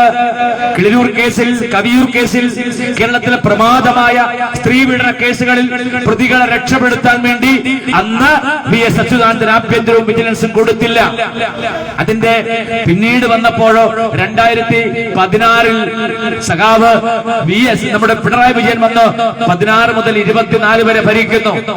8 വർഷം 8.5 വർഷമായി അദ്ദേഹം ആ കസേരയിലിരിക്കുന്നു. എന്ത് നീതി സംവിധാനമാ കേരളത്തിൽ സുതാര്യമായി നടക്കുന്നത്? 8 ആദിവാസികളെ ദളിതരെ ഇവിടെ കണ്ണൂർ മുതൽ തിരുവനന്തപുരം വരെയുള്ള പ്രദേശങ്ങളിൽ മാവോയിസ്റ്റ് സാന്നിധ്യമുണ്ടെന്ന് പറഞ്ഞിട്ട് കാട്ടിൽ നിന്നും ചില ആൾക്കാരെ പിടിച്ച് ഏകപക്ഷീയമായി വെടിവെച്ചു കൊന്നത് സഖാവ് പിണറായി വിജയനാണ്. യോഗി ആദിത്യനാഥ് കേരളത്തിൽ വന്ന് ചെയ്തതല്ല. ഒരു മുഖ്യമന്ത്രി പോലും കേരളത്തിൽ ചെയ്യാത്ത പണി 2008 മുതൽ 8 പേരെ കേരളത്തിൽ ഏകപക്ഷീയമായി വെടിവെച്ചു കൊന്ന ഒരു മുഖ്യമന്ത്രിയുടെ പേരാണ് സഖാവ് പിണറായി വിജയൻ. ഇത് പറയേണ്ടേ നമുക്ക്? ഞങ്ങൾ മഞ്ചക്കണ്ടിയൂരിൽ, അട്ടപ്പാടിയിലെ മഞ്ചക്കണ്ടിയൂരിൽ ആദിവാസി സ്ഥലത്തേക്ക് ഞാനും കണ്ണൂരിൽ നിന്നുള്ള KK അബ്ദുൽ ജബ്ബാറും സംസ്ഥാന സെക്രട്ടറി PK ഉസ്മാനും അടക്കമുള്ളവർ ഞങ്ങൾ അവിടെ ചെല്ലുമ്പോഴാണ് 3 പേരെ നിഷ്കരണം വെടിവെച്ചു കൊന്നു. 3 ദളിതരെ, 3 ആദിവാസികളെ. അവർ കർണാടകയിൽ നിന്ന് കാട് കയറി വന്നതെന്നാ പറയുന്നത്. മാവോയിസം ഒരു ആശയം എന്നതിനെ പ്രചരിപ്പിക്കുന്നത് ഒരു വിലക്കും ഇന്ത്യയിലെ സുപ്രീം കോടതി കണ്ടിട്ടില്ല. മാവോയിസം ഒരു ആശയം എന്നതിൽ പ്രചരിപ്പിക്കാം. ലഘുലേഖ വെച്ചത് കുഴപ്പമല്ല, പക്ഷെ ലഘുലേഖ വെച്ചു എന്ന് പറഞ്ഞുകൊണ്ടാണ്, കൈവശം വെച്ചു എന്ന് പറഞ്ഞുകൊണ്ടാണ് 8 പേരെ സഖാവ് പിണറായി വിജയന്റെ ഗവൺമെന്റ് തണ്ടർ ബോൾട്ടിന്റെ സഹായത്തോടെ വെടിവെച്ചു കൊന്നത്. ആരെങ്കിലും കേരളത്തിൽ ചോദിച്ചോ? ബിനോയ് വിശ്വം പറഞ്ഞു. ഇന്നത്തെ കൃഷിമന്ത്രിയായ P പ്രസാദ് പറഞ്ഞു, ഇത് മജിസ്ട്രേറ്റിൽ അന്വേഷണം വേണം, ഇത് മനുഷ്യാവകാശ ലംഘനമാണ്. സമരമാണ്. പക്ഷേ അതേ മന്ത്രിമാർ ഇപ്പോ കേരളത്തിലിരിക്കുക. ഒരു മജിസ്ട്രേറ്റ് അന്വേഷണവും ഉണ്ടായില്ല, ഒരു അന്വേഷണവും ഉണ്ടായില്ല. ആ 8 പേരുടെ മൃതദേഹങ്ങൾ കേരളത്തിലെ കോഴിക്കോട് മെഡിക്കൽ കോളേജിൽ ഏറ്റുവാങ്ങാൻ സധൈര്യം കേരളത്തിൽ കോഴിക്കോട് മെഡിക്കൽ കോളേജിൽ വന്ന് സധൈര്യം അത് ഏറ്റുവാങ്ങിയ ഒരാളുണ്ട്, സഖാവ് എ വാസു. ഇന്ന് സോഷ്യൽ ഡെമോക്രാറ്റിക് പാർട്ടിയുടെ ട്രേഡ് യൂണിയൻ SDTUവിന്റെ സംസ്ഥാന പ്രസിഡന്റായ വാസുവിന് മാത്രമാണ് ധൈര്യം ഉണ്ടായത്. ഞാൻ അതിന്റെ വിശദാംശങ്ങളിലേക്ക് പോകുന്നില്ല. മൃഗീയമായി കൊലപ്പെടുത്തും. നമ്മൾ ഉത്തരേന്ത്യയിലേക്ക് നോക്കി, ബീഹാറിലേക്ക് നോക്കി, UP-യിലേക്ക് നോക്കി, മഹാരാഷ്ട്രയിലേക്ക് നോക്കി. നമ്മുടെ കമ്മ്യൂണിസ്റ്റുകാർ ദേശാഭിമാനി വെണ്ടക്കയിൽ നിർത്തും. എന്താ അവിടെ ഏറ്റുമുട്ടൽ കൊലക്കേസ് നടക്കുന്നു, അവിടെ മുസ്ലിങ്ങളെ കൂട്ടക്കൊല ചെയ്യുന്നു, ദളിതരെ കൂട്ടക്കൊല ചെയ്യുന്നു. നമുക്കറിയാം മൊറാദാബാദിലും ഭീവണ്ടിയിലും ബഹൽപൂരിലും ഫൈസാബാദിലും ഇന്ത്യയുടെ തെരുവീതികളിൽ നൂറുകണക്കിന് കലാപങ്ങളിലൂടെ രാജ്യത്തെ മുസ്ലിങ്ങളെയും ദളിതരെയും വേട്ടയാടിയ സംഘടനയാണ് RSS. പക്ഷേ അതിനെ അന്ന് അവർ പ്രതിരോധിച്ചു. പക്ഷെ ഇന്ന് ഇന്ത്യ രാജ്യത്ത് കേരളം എന്നൊരു സംസ്ഥാനത്ത് ഒരു പോലീസുകാരൻ ഒരാളെ വെടിവെച്ചു കൊല്ലാൻ അവകാശമില്ല. അയാൾക്ക് ശിക്ഷ വിധിക്കേണ്ടത് കോടതിയാണ്. ഇനി അക്രമകാരിയാണെങ്കിൽ അയാളുടെ മുട്ടിൽ താഴെ വെടിവെക്കാം. മുട്ടിൽ താഴെ വെടിവെച്ച് അയാളുടെ ജീവൻ നഷ്ടപ്പെടുത്താതെ കോടതിക്ക് മുന്നിൽ ഹാജരാക്കണം എന്ന ധർമ്മമാണ് കേരള പോലീസിന്. അതിനാ നമുക്കവർ നമ്മൾ നികുതി കൊടുക്കുന്നത് 2 ലക്ഷവും 3 ലക്ഷവും 1.5 ലക്ഷവും ശമ്പളം വാങ്ങിക്കുന്ന ഉന്നത പോലീസ് ഉദ്യോഗസ്ഥന്മാർ കേരളത്തിലുണ്ട്. നമ്മുടെ നികുതി പണത്തിന്റെ നല്ലൊരു ശതമാനം നമ്മുടെ സുരക്ഷയ്ക്ക് വേണ്ടി നമ്മൾ നികുതി പണം കൊടുത്താണ് അവർക്ക് ശമ്പളം പറ്റുന്നത്. നമ്മൾ ബസ്സിൽ കയറി ടിക്കറ്റ് എടുക്കുമ്പോൾ, നമ്മൾ ചായ കുടിക്കുമ്പോൾ, നമ്മൾ അരി വാങ്ങുമ്പോൾ നമ്മൾ അടയ്ക്കുന്ന ടാക്സിന്റെ ഒരു വിഹിതമാണ് കേരളത്തിലെ ഈ പോലീസ് സംവിധാനത്തെ തീറ്റിപ്പോറ്റാൻ നമ്മൾ നൽകുന്നത്. പക്ഷെ അവർ തന്നെ ജനങ്ങളുടെ ജീവൻ കവരുന്ന സാഹചര്യം കേരളത്തിലുണ്ടായി. എത്ര കസ്റ്റഡി മരണങ്ങൾ! 2019 തന്നെ 18 കസ്റ്റഡി മരണങ്ങൾ കേരളത്തിലുണ്ടായത് നിങ്ങൾക്കറിയുമോ? ഇവിടെയെല്ലാം രാജ്യത്ത് RSSന്റെ സംഘപരിവാറിന്റെ മുദ്രാവാക്യമായിരുന്നു ആഭ്യന്തര വകുപ്പ് ഏറ്റെടുത്തത്. ആലുവ ഒരു സ്വതന്ത്ര റിപ്പബ്ലിക്കാണോ?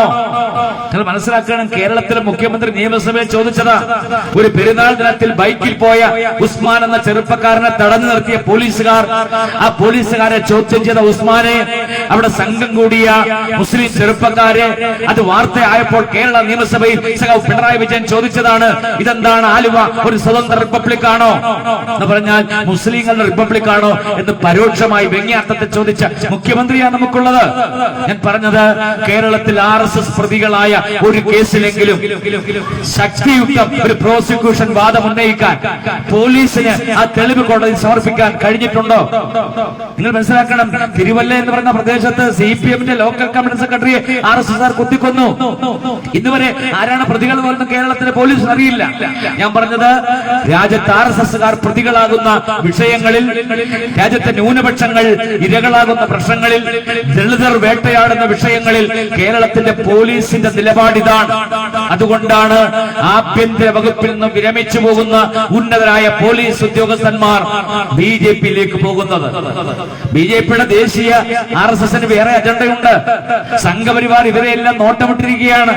സർവീസിലിരിക്കുമ്പോൾ ഇവർ അനധികൃതമായ സ്വത്ത് സമ്പാദിച്ചിട്ടുണ്ടോ, അവരെ ബ്ലാക്ക്മെയിൽ ചെയ്യാൻ എന്തെങ്കിലും പഴുതുണ്ടോ, ED-യെ കൊണ്ട് NIA കൊണ്ട് എന്ന് നോക്കിയിരിക്കുന്ന സംഘപരിവാർ ഭീഷണിപ്പെടുത്തുമ്പോൾ, ചില വാറോലയുമായി വരുമ്പോൾ ഇവരെല്ലാം BJP-യിലേക്ക് പോകുന്നു. അതുകൊണ്ടാണ് DGP ആയിരുന്ന ആദ്യത്തെ വനിത ശ്രീലേഖ ശ്രീലേഖ BJP-യിലേക്ക് പോകുന്നു. സെൻകുമാർ BJP-യിലേക്ക് പോകുന്നു. നമ്മൾ സെൻകുമാറിനെ കുറിച്ച് 10 വർഷം മുമ്പ് നമ്മൾ പറഞ്ഞതാണ്. കേരളത്തിൽ ക്യാമ്പയിൻ നടത്തിയതാണ്, പോസ്റ്റ് ഒട്ടിച്ചുകൊണ്ട് സോഷ്യൽ ഡെമോക്രാറ്റിക് പാർട്ടി. നമ്മൾ മാത്രമല്ല, D രാജയുടെ ഭാര്യ CPI-യുടെ ദേശീയ നേതാവ് ആനി രാജ പറഞ്ഞു, കേരളത്തിന്റെ ആഭ്യന്തര വകുപ്പിനെ നിയന്ത്രിക്കുന്നത് സംഘപരിവാരമാണ്. അത് അക്ഷരാർത്ഥത്തിൽ സംഭവിക്കുന്ന നിർലജ്ജം, അത് സംഭവിക്കുന്ന ഒരു കാലഘട്ടമായി ഈ 2008 മുതൽ ഈ 2016 മുതൽ ഈ 24 വരെയുള്ള കാലഘട്ടത്തിൽ എല്ലാം നടന്നുകൊണ്ടിരിക്കുകയാണ്. അതുകൊണ്ടാണ് വഖഫ് വിഷയത്തിൽ ഒരു പ്രമാദമായ പ്രസ്താവന നടത്തിയ ഒരു MP-യെ അദ്ദേഹത്തിന് FIR ഇടാൻ കേരളത്തിന്റെ പോലീസിന് കഴിയാത്തത്. ഈ പൂരം കലക്കാൻ രാത്രി 2 മണിക്ക് സംഘപരിവാർ ഒരുക്കി കൊടുത്ത സേവാഭാരതിയുടെ ആംബുലൻസിൽ മറ്റ് 2 സ്ഥാനാർത്ഥികൾ ഉറങ്ങിക്കിടക്കുന്ന സമയത്ത് പുലർച്ചെ 2 മണിക്ക് പൂരപ്പറമ്പിലെത്തി ആംബുലൻസിൽ ഇറങ്ങാൻ ഒരു സ്ഥാനാർത്ഥിക്ക് അവകാശമില്ല. FIR ഇട്ടതെന്ന്, കേസെടുത്തതെന്ന്, കഴിഞ്ഞ 2 ആഴ്ചക്ക് മുമ്പ് എന്ത് നടപടിയാ കേരള പോലീസ് ഉണ്ടാക്കിയത്? ഞാനതിന്റെ വിശദാംശങ്ങളിലേക്ക് പോകുന്നില്ല. എന്ന് പറഞ്ഞാൽ സുരേഷ് ഗോപിയെ സംഭാവന ചെയ്ത ആരാ? കോൺഗ്രസ് അല്ല, മറ്റാരുമല്ല. ക്രൈസ്തവരുടെ വോട്ട് പോയി കാണും, മറ്റുള്ളവരുടെ വോട്ട് പോയി കാണും. ഇത് മുൻകൂട്ടി കാണാൻ കേരളത്തിലെ പരിണതപ്രജ്ഞരായ ഇടതുപക്ഷത്തിനും വലതുപക്ഷത്തിനും കഴിഞ്ഞില്ല എന്ന് മാത്രമല്ല, പൂരം കലക്കിക്കൊണ്ട് ശബരിമല കലാപം ഉണ്ടാക്കാൻ നോക്കിയതുപോലെ തൃശൂർ ഒരു പൂരം കലക്കിക്കൊണ്ട് അവർ ഇപ്പോൾ സുരേഷ് ഗോപിയെ ജയിപ്പിച്ചിരിക്കുന്നു. എന്താണ് ഈ ഡീലിന്റെ അടിസ്ഥാനം? അത് വീണ വിജയന്റേതാണോ, പിണറായി വിജയന്റേതാണോ, അല്ലെങ്കിൽ തൃശൂര് ഏത് നമ്മുടെ മറ്റേ കുഴൽപ്പണ കേസല്ല, അതുമായി ഒത്തുതീർപ്പൊക്കെ ഉണ്ടാകാൻ പോകുന്ന അവിടുത്തെ ബാങ്ക് തട്ടിപ്പ് കേസാണോ? ഇതൊക്കെയാണ് നമ്മൾ മനസ്സിലാക്കേണ്ടത്. ഒരുപാട് സംഭവങ്ങൾ സഖാവ് പിണറായി വിജയൻ പാർട്ടിയെ ബന്ദിയാക്കിക്കൊണ്ട് RSSന്റെ ചാണകക്കുഴിയിൽ പോയി CPMന്റെ ദേശീയ നേതൃത്വത്തെ പോലും കൊണ്ടിട്ടിരിക്കുന്ന ഒരു ദുരവസ്ഥയിൽ നിന്നും കമ്മ്യൂണിസ്റ്റ് പാർട്ടി പിന്മാങ്ങണം. കോൺഗ്രസ് ആണെങ്കിലോ, കോൺഗ്രസ് ഇപ്പോഴാണ് ചില പാഠങ്ങൾ പഠിക്കുന്നത്. 92 ഡിസംബർ 6 മുതൽ ഇത് നമ്മൾ കാണുന്നതാണ്. ഇന്നാണ് ഇന്ത്യ രാജ്യത്ത് ഭരണഘടന ഉയർത്തിപ്പിടിക്കാൻ രാഹുൽ ഗാന്ധിക്ക് കഴിയുന്നത്. എന്തുകൊണ്ടാ? ഇന്ത്യയിലെമ്പാടും ഉയർന്നു വരുന്ന മർദ്ദിതരുടെ ഒരു മുന്നേറ്റമുണ്ട്. നമ്മളത് കാണാതിരുന്നുകൂടാ. സോഷ്യൽ ഡെമോക്രാറ്റിക് പാർട്ടിയിലൂടെ നിങ്ങൾക്കത് കാണാം. രാജ്യത്തെ ദളിതരുടെ പോരാട്ടങ്ങളിലൂടെ നമ്മൾക്കത് കാണാം. ഇന്ത്യയിൽ ഉയർന്നു വരുന്ന മനുഷ്യാവകാശ പോരാട്ടങ്ങളിലൂടെ നമുക്കത് കാണാം.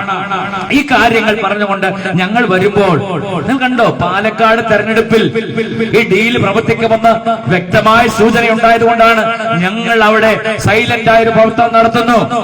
തൃശൂർ ആവർത്തിക്കാൻ പാടില്ല. പാലക്കാട് 2ാം സ്ഥാനത്ത് നിൽക്കുന്ന BJPക്ക് സ്വന്തം അരിവാൾ ചുറ്റിക നക്ഷത്രം എന്ന ചിഹ്നം ഉപേക്ഷിച്ചുകൊണ്ട് കോൺഗ്രസിന്റെ ഒരു സ്ഥാനാർത്ഥിയെ ഇപ്പുറത്ത് തെരഞ്ഞെടുപ്പിന്റെ തലേദിവസം കൊണ്ട് നിർത്തിയിട്ട് CPM എന്ത് പോരാട്ടമാണ് അവിടെ നടത്തുന്നത്? ഇതെല്ലാം സംശയത്തിന്റെ നിഴലിലാണ്. BJPക്ക് പാലക്കാട് വിജയിപ്പിച്ചാൽ അതിന് ഉത്തരവാദി കേരളത്തിൽ CPM ആണ്. തെരഞ്ഞെടുപ്പ് കഴിയുമ്പോൾ നമുക്കറിയാം, 23-ാം തീയതി കഴിയട്ടെ, നമുക്ക് ചർച്ച ചെയ്യാം. പക്ഷെ ഞങ്ങൾ അവിടെ തീരുമാനമെടുത്തു. എന്താ തീരുമാനം? ഞങ്ങൾ പറഞ്ഞു അവിടെ BJP 2ാം സ്ഥാനത്താണ്. അവിടുത്തെ ദളിതരുടെയും ന്യൂനപക്ഷങ്ങളുടെയും വോട്ട് BJP വിരുദ്ധമായി പ്രവർത്തിപ്പിച്ചുകൊണ്ട് ജയിക്കാൻ സാധ്യതയുള്ള സ്ഥാനാർത്ഥിയെ വിജയിപ്പിക്കണമെന്ന നിലപാട് ഞങ്ങൾ എടുത്തിരിക്കുകയാണ്. എന്ന് പറഞ്ഞാൽ അങ്ങനെയാണ്. നമുക്കറിയുമോ, മഞ്ചേശ്വരത്ത് സുരേന്ദ്രൻ ജയിക്കുന്ന ഘട്ടത്തിൽ ലീഗിന്റെ എതിർ സ്ഥാനാർത്ഥി ലീഗാണെങ്കിൽ ആ ലീഗിന് വോട്ട് കൊടുത്തുകൊണ്ട് മതേതരം സൂക്ഷിക്കാൻ, മതേതരം കാത്തു സൂക്ഷിക്കാൻ, ഫാസിസം കേരളത്തിൽ അക്കൗണ്ട് തുറക്കാതിരിക്കാൻ നിലപാടെടുത്ത പാർട്ടിയാണ്. നേമത്ത് V ശിവൻകുട്ടിയെയും മഞ്ചേശ്വരത്ത് MK അഷ്റഫിനെയും ഒരുപോലെ പിന്തുണച്ച പാർട്ടിയാ. ഞങ്ങൾ അവിടെ നോക്കിയത് BJP എന്നൊരൊറ്റ ശത്രുവിനെയാണ്. ഞാൻ അവസാനിപ്പിക്കാൻ ആഗ്രഹിക്കുന്നു. ഞാൻ പറഞ്ഞത്, കേരളം സംഘപരിവാറിന് വഴിപ്പെടുന്ന, കേരളം സംഘപരിവാറിന് അനുകൂലമാക്കുന്ന, നമ്മുടെ പൊതുബോധത്തെ അങ്ങനെ സൃഷ്ടിക്കുന്ന ഒരു രാഷ്ട്രീയ പ്രവർത്തനം കേരളത്തിൽ നടത്തുന്നതിൽ ഏറ്റവും വലിയ സംഭാവന ഇത്തരം പാർട്ടികൾ ചെയ്യുന്നു. ഞങ്ങളിത് പറയുമ്പോൾ MV ഗോവിന്ദൻ, അതുപോലെ തന്നെ A വിജയരാഘവൻ, കമ്മ്യൂണിസ്റ്റ് പാർട്ടിയുടെ നേതാക്കൾ മുഴുവൻ വന്ന് പറയുന്നു, ഭൂരിപക്ഷ വർഗീയതയും ന്യൂനപക്ഷ വർഗീയതയും ഒരുപോലെ അപകടമാണ്. ഞാൻ ചോദിക്കട്ടെ, കമ്മ്യൂണിസ്റ്റ് പാർട്ടി രൂപീകരിച്ചത് 25-ലല്ലേ? 1925-ൽ RSS രൂപീകരിച്ച അതേ വർഷമാണ് കമ്മ്യൂണിസ്റ്റ് പാർട്ടി ഇന്ത്യയിൽ രൂപീകരിച്ചത്. ആ 100 വർഷം കഴിയുമ്പോൾ കമ്മ്യൂണിസ്റ്റ് പാർട്ടി എവിടേക്ക് പോയി? ഒരു പുനർവിചിന്തനത്തിന് തയ്യാറാകാൻ അവർ തയ്യാറാകണം. ഇന്ന് ഞങ്ങൾ കമ്മ്യൂണിസ്റ്റ് പാർട്ടിയുടെ പ്രായമില്ല, 16 വർഷം പൂർത്തീകരിക്കുന്നേയുള്ളൂ ഞങ്ങൾ. പക്ഷെ ഞാൻ കഴിഞ്ഞ ദിവസം ഡൽഹിയിൽ ചെന്നപ്പോൾ ജാർഖണ്ഡിൽ നിന്നും അവിടെ പ്രതിനിധികളുടെ ക്ലാസ്സിൽ വരുന്നു. പാർട്ടിയുടെ നാഷണൽ കമ്മിറ്റി ഓഫീസിൽ, ഹരിയാനയിൽ, ബീഹാറിൽ, ഉത്തർപ്രദേശിൽ, ആസാമിൽ, അരുണാചൽ പ്രദേശിൽ, തമിഴ്നാട്ടിൽ, കർണാടകയിൽ അതിശക്തമായ ഒരു രാഷ്ട്രീയ പ്രവർത്തനം കേഡർമാരെ സൃഷ്ടിച്ചുകൊണ്ട് ഞങ്ങൾക്ക് നടത്താൻ കഴിഞ്ഞു. ഒരൊറ്റ SDP-കാരനും ഈ രാജ്യത്ത് സംഘപരിവാറിന്റെ പാളയത്തിലേക്ക് പോകില്ല എന്ന് ഉറപ്പ് പറയാൻ കഴിയുന്ന രാഷ്ട്രീയ വിദ്യാഭ്യാസമാണ് ഞങ്ങൾ കൊടുക്കുന്നത്. എന്ന് പറഞ്ഞാൽ അതൊരു ജനവിരുദ്ധമായ പ്രത്യശാസ്ത്രമാണ്, മനുഷ്യവിരുദ്ധമായ പ്രത്യശാസ്ത്രമാണ്, ഫാസിസ്റ്റ് പ്രത്യശാസ്ത്രമാണ്. ഇത് ഞാൻ പറയാൻ കാര്യം, ഇത് ഞങ്ങൾ ഇങ്ങനെ പറഞ്ഞുകൊണ്ടിരിക്കുമ്പോൾ ഈ കഴിഞ്ഞ തെരഞ്ഞെടുപ്പിൽ ൊപ്പമായിരുന്നില്ലേ ഈ 2009 ജൂൺ മാസം 21 മുമ്പ് വരെ നിങ്ങൾക്കൊപ്പം നിങ്ങളുടെ പാളയത്തിൽ വോട്ട് ചെയ്തവർ മാറി ചിന്തിച്ചെങ്കിൽ അടിസ്ഥാനപരമായ രാഷ്ട്രീയം പഠിച്ചുകൊണ്ടാണ്. ഈ സംഘപരിവാർ മുന്നോട്ട് വെക്കുന്ന ഈ ഭീകരതയ്ക്ക്, ഈ വർഗീയമായ വിദ്വേഷത്തിന് തുല്യമായി ചാപ്പ കുത്തുകയാണ് സോഷ്യൽ ഡെമോക്രാറ്റിക് പാർട്ടിയെ. മിസ്റ്റർ ഗോവിന്ദനോട് ഞങ്ങൾക്ക് പറയാനുള്ളത്, ആ ചാപ്പ ചരിത്രത്തിൽ CPM-നാണ് പതിക്കാൻ പോകുന്നത്. രാജ്യത്ത് സത്യസന്ധമായി ഞങ്ങൾ പറയുന്നു, ഇന്ത്യ രാജ്യത്തിന്റെ ഭരണഘടന ഉയർത്തിപ്പിടിക്കുന്നു. പാർലമെന്റിൽ രാഹുൽ ഗാന്ധി കേരളത്തിൽ ഭരണഘടനയെ കുറിച്ച് സഖാവ് പിണറായി വിജയൻ അടക്കം ക്ലാസ് എടുക്കുന്നു. നിങ്ങൾക്കറിയുമോ, രാജ്യത്തെ ഭരണഘടനാപരമായി തുല്യ അവകാശങ്ങൾ, ന്യൂനപക്ഷ അവകാശങ്ങൾ, ദളിതരുടെ അവകാശങ്ങൾ അത് കിട്ടണമെന്ന് പറയുന്ന പാർട്ടിയാണ് ഞങ്ങൾ. ഞാനൊരു ഒറ്റ ചോദ്യം ചോദിക്കുന്നു. ഇന്ത്യയിൽ സംഘപരിവാർ സൃഷ്ടിച്ച രാജ്യത്തെ ഭീകര പ്രവർത്തനങ്ങൾ, അധികാരത്തിലിരിക്കുമ്പോൾ അവർ ചെയ്ത ബുൾഡോസർ രാജ്, അധികാരത്തിൽ വന്നിരിക്കുമ്പോൾ അവർ ചെയ്ത നരേന്ദ്രമോദി എന്തിനാ തെരഞ്ഞെടുപ്പ് വേളയിൽ പോലും നടത്തിയ ഹിംസാത്മകമായ മുസ്ലിം വിരുദ്ധ പ്രചരണങ്ങൾ, ഈ പ്രചരണങ്ങൾക്ക് സമാനമായി ഇന്ത്യ രാജ്യത്ത് സോഷ്യൽ ഡെമോക്രാറ്റിക് പാർട്ടി പോകട്ടെ, ഏതെങ്കിലും മുസ്ലിം സംഘടനകൾ ഇന്ത്യ രാജ്യത്ത് ഒരു വിദ്വേഷമായ പ്രചരണം നടത്തിയ, ഒരു ആഹ്വാനം നടത്തിയ, ഒരു കലാപകാരം നടത്തിയ ഒരു ചരിത്ര സന്ദർഭമെങ്കിലും നിങ്ങൾക്ക് സൂക്ഷിക്കാൻ കഴിയുമോ, കാണിക്കാൻ കഴിയുമോ? വെല്ലുവിളിയോട് കമ്മ്യൂണിസ്റ്റ് പാർട്ടിയോട് ഞങ്ങൾ ചോദിക്കുന്നു. ഇന്ത്യയിലെ 35 കോടി ദളിതരുണ്ട്. അവർ രാജ്യത്തിന്റെ തെരുവിലിറങ്ങി കലാപം ചെയ്തിട്ടുണ്ടോ? ഇന്ത്യയിലെ 17% വരുന്ന ഇന്ത്യയിലെ മുസ്ലിങ്ങളുണ്ട്. രാജ്യത്തെ സൃഷ്ടിച്ചതിൽ, സ്വാതന്ത്ര്യ സമരത്തിൽ, അതിനുശേഷമുള്ള മുഴുവൻ പ്രക്രിയയിലും രാജ്യത്തെ നിർണായകമായി സൃഷ്ടിക്കുന്നതിൽ ചോര കൊടുത്ത ഇന്ത്യയിലെ 17% വരുന്ന മുസ്ലിം സമൂഹം, ബാബറി പള്ളി എന്ന പള്ളി തങ്കത്താഴികുടങ്ങൾ ഇടിച്ചു നിരത്തപ്പെട്ടിട്ട് ഏകദേശം 30 വർഷം കഴിഞ്ഞിട്ടും ഇന്ത്യയുടെ തെരുവുകളിൽ എവിടെയെങ്കിലും ഹൈന്ദവ ക്ഷേത്രത്തിനെതിരെ, അല്ലെങ്കിൽ ക്രൈസ്തവർക്കെതിരെ, അതല്ലെങ്കിൽ രാജ്യത്തെ സിഖുകാർക്കെതിരെ, ഇതര മതസ്ഥർക്കെതിരെ ഒരു കലാപകാരം നടത്തിയ, ഒരു ആക്രമണം നടത്തിയ, ഒരു പ്രകടനം നടത്തിയ ഒരു ചിത്രം നിങ്ങൾക്ക് കാണാൻ കഴിയുമോ? വഖം വിഷയം വരുമ്പോൾ, ഇവിടെ മുനമ്പം വിഷയം വരുമ്പോൾ ഞങ്ങൾ പറഞ്ഞു, ആദ്യമായി ആ സമരപന്തലിലേക്ക് പോയി ഞങ്ങൾ പറഞ്ഞു, അവിടെ വഖഫ് സംരക്ഷിക്കപ്പെടണം, പക്ഷേ ഒരാളെയും കുടിയിറക്കപ്പെടാൻ പാടില്ല. മത്സ്യത്തൊഴിലാളികളാകട്ടെ, ആരുമാകട്ടെ, 600ഓളം കുടുംബങ്ങൾ അവിടെ ഉണ്ടെങ്കിൽ ഒരാളെയും പുറത്തു കടക്കാൻ, പുറത്തുവിടാൻ, പറഞ്ഞുവിടാൻ ഞങ്ങൾ അനുവദിക്കയില്ല. സർക്കാർ ഇടപെടണം. ഇത് ഞങ്ങൾ പറഞ്ഞ പാർട്ടിയാ. ഇന്ത്യയിലെമ്പാടും അങ്ങനെയാണ് ഞങ്ങൾ പറഞ്ഞുകൊണ്ടിരിക്കുന്നത്. അപ്പോൾ സംഭവിച്ചത് എന്താ? ന്യൂനപക്ഷങ്ങളുടെ പുറത്തേക്ക് വർഗീയമായൊരു ചാപ്പയടിക്കുകയാണ്. അത് RSS ചെയ്യുന്നതിന് തുല്യമല്ലേ? സുരേഷ് ഗോപി പറയുന്നതിന് തുല്യമല്ലേ? അല്ലെങ്കിൽ ഗോപാലകൃഷ്ണന്മാർ പറയുന്നതിന് തുല്യമല്ലേ? രാജ്യത്തെ മുസ്ലിങ്ങളെ നാട് കടത്തണം, അവർക്ക് പൗരത്വം നിഷേധിക്കണമെന്ന് നരേന്ദ്രമോദി പറയുന്നതിന് തുല്യമല്ലേ ഈ ചാപ്പയടിക്കൽ? ഒരുപാട് ചാപ്പയുണ്ട്, അതിന്റെ കാര്യത്തിലേക്ക് ഞാൻ പോകുന്നില്ല. അപ്പോൾ അത് തെറ്റാണ്. കമ്മ്യൂണിസ്റ്റ് പാർട്ടി തിരുത്തണം. കോൺഗ്രസ് അത് തിരുത്തുന്നുണ്ട് എന്ന ദേശീയ സാഹചര്യത്തെ നമ്മൾ മനസ്സിലാക്കുന്നുണ്ട്. ഒരുപാട് തെറ്റുകൾ, ഒരുപാട് തിന്മകൾ ഇന്ത്യൻ രാഷ്ട്രീയത്തിൽ ചെയ്തതുകൊണ്ടാണ് 1990കളിൽ രാജ്യത്തിന്റെ അധികാരത്തിൽ നിന്നും അവർ പുറത്തുപോയത്.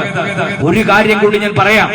കമ്മ്യൂണിസ്റ്റ് പാർട്ടി ചരിത്രത്തെ ശരിയായി വായിച്ചില്ല എങ്കിൽ ഇന്ത്യ രാജ്യത്ത് ശവറ്റുകുട്ടയിലേക്ക് പോകുന്ന പാർട്ടിയായിരിക്കും കമ്മ്യൂണിസ്റ്റ് മാർക്സിസ്റ്റ് പാർട്ടി. ഇവിടെ കുറച്ച് സഹകരണ ബാങ്കോ, കുറെ സഹകരണ ആശുപത്രിയോ, കുറച്ച് ആൾക്കാർക്ക് 5-6 ലക്ഷം പേർക്ക് കണ്ണൂരിലടക്കം തൊഴിൽ കൊടുക്കുന്നത് കൊണ്ട് മാത്രം ആ പാർട്ടി നിലനിൽക്കില്ല. ചരിത്രത്തെ അതിജയിക്കാൻ കഴിയുന്ന രാഷ്ട്രീയ ഭാവന ഉണ്ടാകണം. ചരിത്രത്തെ അതിജയിക്കാൻ കഴിയുന്ന സത്യസന്ധമായ രാഷ്ട്രീയ വിലയിരുത്തൽ ഉണ്ടാകണം.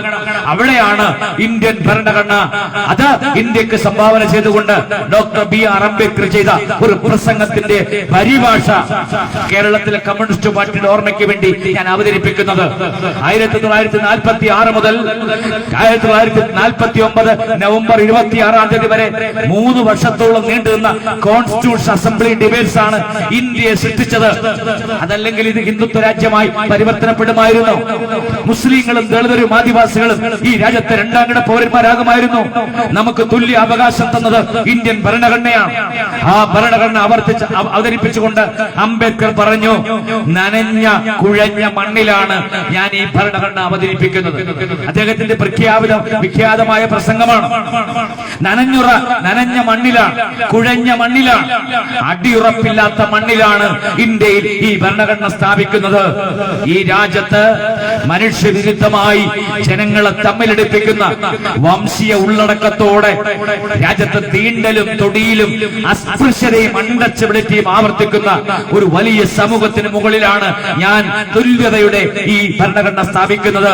പക്ഷേ ഈ ഭരണഘടന മുന്നോട്ട് പോകുമ്പോൾ പൊളിറ്റിക്കൽ ഡെമോക്രസിയോടൊപ്പം സോഷ്യൽ ഡെമോക്രസിയും ഉണ്ടാകണം. എന്താ സോഷ്യൽ ഡെമോക്രസി? SDP പറയുന്നു, അത് പ്രാതിനിധ്യ ജനാധിപത്യമാണ്.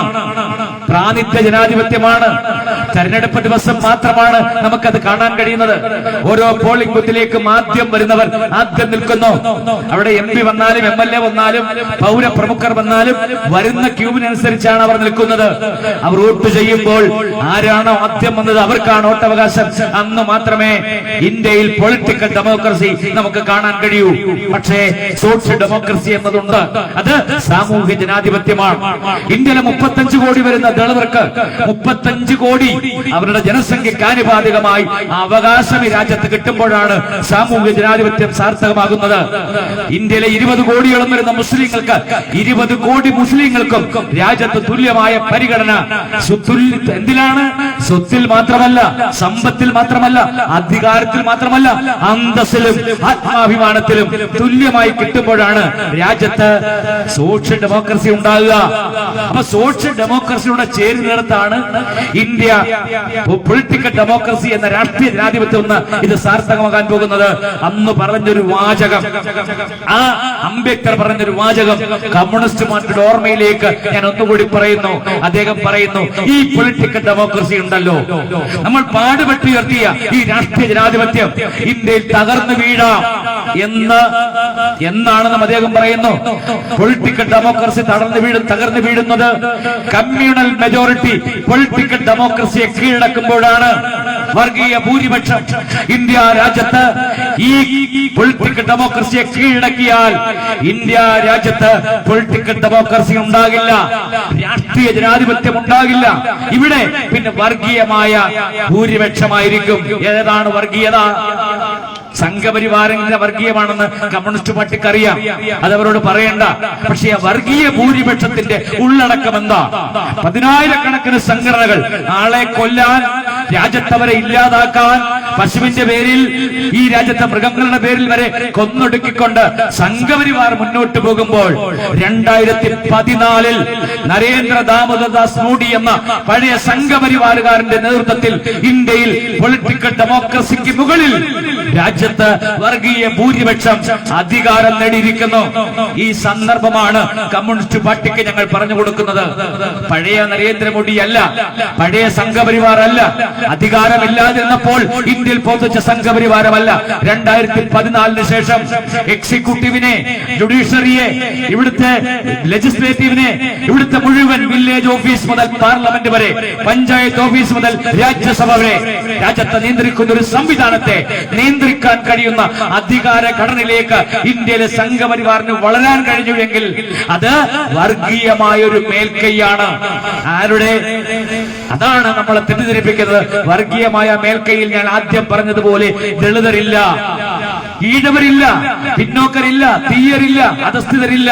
ഉള്ളത് രാജ്യത്ത് 108 അടി അധസ്ഥിതനെ മാറ്റി നിർത്തിയ, നിങ്ങൾ വഴി നടക്കാനും വെള്ളം കുടിക്കാനും അക്ഷരം പഠിക്കാനും ദൈവത്തെ ആരാധിക്കാനും നിങ്ങൾക്ക് അവകാശമില്ലെന്ന് പറഞ്ഞ ആ പഴയ മനുസ്മൃതി നടപ്പിലാക്കുന്ന ഇന്ത്യൻ സൊസൈറ്റിയുടെ ഗുണഭോക്താക്കൾ, ഇന്ത്യയിലെ സംവിധാനങ്ങളുടെ ഗുണഭോക്താക്കൾ അത് 3% വരുന്ന ബ്രാഹ്മണരാണ്. അവരോടൊപ്പം നിൽക്കുന്ന 10-12% വരുന്ന ബനിയ, കായസ്ഥ ബ്രാഹ്മണ, ബനിയ, ക്ഷത്രിയ എന്ന് പറയുന്നവരാണ്. നമുക്ക് അവരെ ഇവിടെ കാണാൻ കഴിയില്ല. അവരാണ് ഇന്ത്യയിലെ 10-17% വരുന്നവർ. ഈ രാജ്യത്ത് സംഘപരിവാറിനെ ഊതിപ്പെരിപ്പിച്ചുകൊണ്ട് മുഴുവൻ ഹിന്ദുക്കളുടെയും മുകളിൽ കയറിയിരുന്നുകൊണ്ട് ഇത് ഹിന്ദുത്വ രാഷ്ട്രമെന്ന് പറയുന്നു. അവിടെ ഒരു കാര്യം കൂടി ഞാൻ പറയാം. കമ്മ്യൂണിസ്റ്റ് പാർട്ടിക്ക് ചെയ്യാൻ കഴിയാതിരുന്നത്, കോൺഗ്രസ് നടത്താൻ കഴിയാതിരുന്നത് പറയുന്നത്. നിങ്ങൾക്കറിയുമോ, ഇങ്ങനെ മുന്നോട്ട് പോകുമ്പോൾ 540 പാർലമെന്റ് മണ്ഡലത്തിൽ 510ലും വിജയിച്ച കോൺഗ്രസിന്റെ ചരിത്രം നമ്മുടെ മുന്നിലുണ്ട്. പക്ഷെ തകർന്നു പോയത് എന്തുകൊണ്ടാ? ബാബറി തകർച്ച ഒരു കാര്യമാണ്, ഘടകമാണ്. പക്ഷെ അതിനു മുമ്പേ ഇന്ത്യയിൽ തകർച്ച ആരംഭിച്ചു. എന്താ? സ്വന്തമായ അസ്തിത്വം കണ്ടെത്താൻ ഇന്ത്യയിലെ മുസ്ലിങ്ങൾ തീരുമാനിച്ചു. സ്വന്തമായി ദളിതർ അസ്തിത്വം കണ്ടെത്തി. സ്വന്തമായി ഇന്ത്യയിലെ യാദവൻ അസ്തിത്വം കണ്ടെത്തി.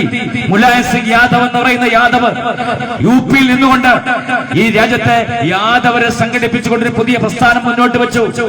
സംഘപരിവാർ രാജ്യത്ത് ബാബറി പള്ളി തകർക്കുന്ന സമയത്ത് രഥമൊരുട്ടിയ LK അദ്വാനിയെ ഇന്ത്യ അറസ്റ്റ് ചെയ്ത് ജയിലിലടക്കാൻ തന്റെ ഇടം കാണിച്ചത് ഒരു കമ്മ്യൂണിസ്റ്റുകാരനല്ല, ഒരു കോൺഗ്രസ് മുഖ്യമന്ത്രിയല്ല, ലല്ലു പ്രസാദ് യാദവ് എന്ന് പറയുന്ന ബീഹാറിലെ പഴയ സോഷ്യലിസ്റ്റ് നേതാവാണ്. എന്ന് പറഞ്ഞാൽ അവർ സ്വന്തം ഭാഗതയെ നിർണ്ണയിക്കാൻ മുന്നോട്ട് വന്നു.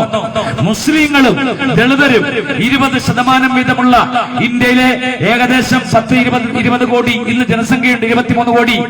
ഉത്തർപ്രദേശിന്റെ മണ്ണിൽ ആ മുസ്ലിങ്ങളും ദളിതരും ചേർന്നപ്പോഴാണ് ഇന്ത്യയിൽ 995-ൽ ആദ്യമായി, ചരിത്രത്തിലാദ്യമായി ഒരു ആദിവാസി സ്ത്രീ മുഖ്യമന്ത്രിയായത്.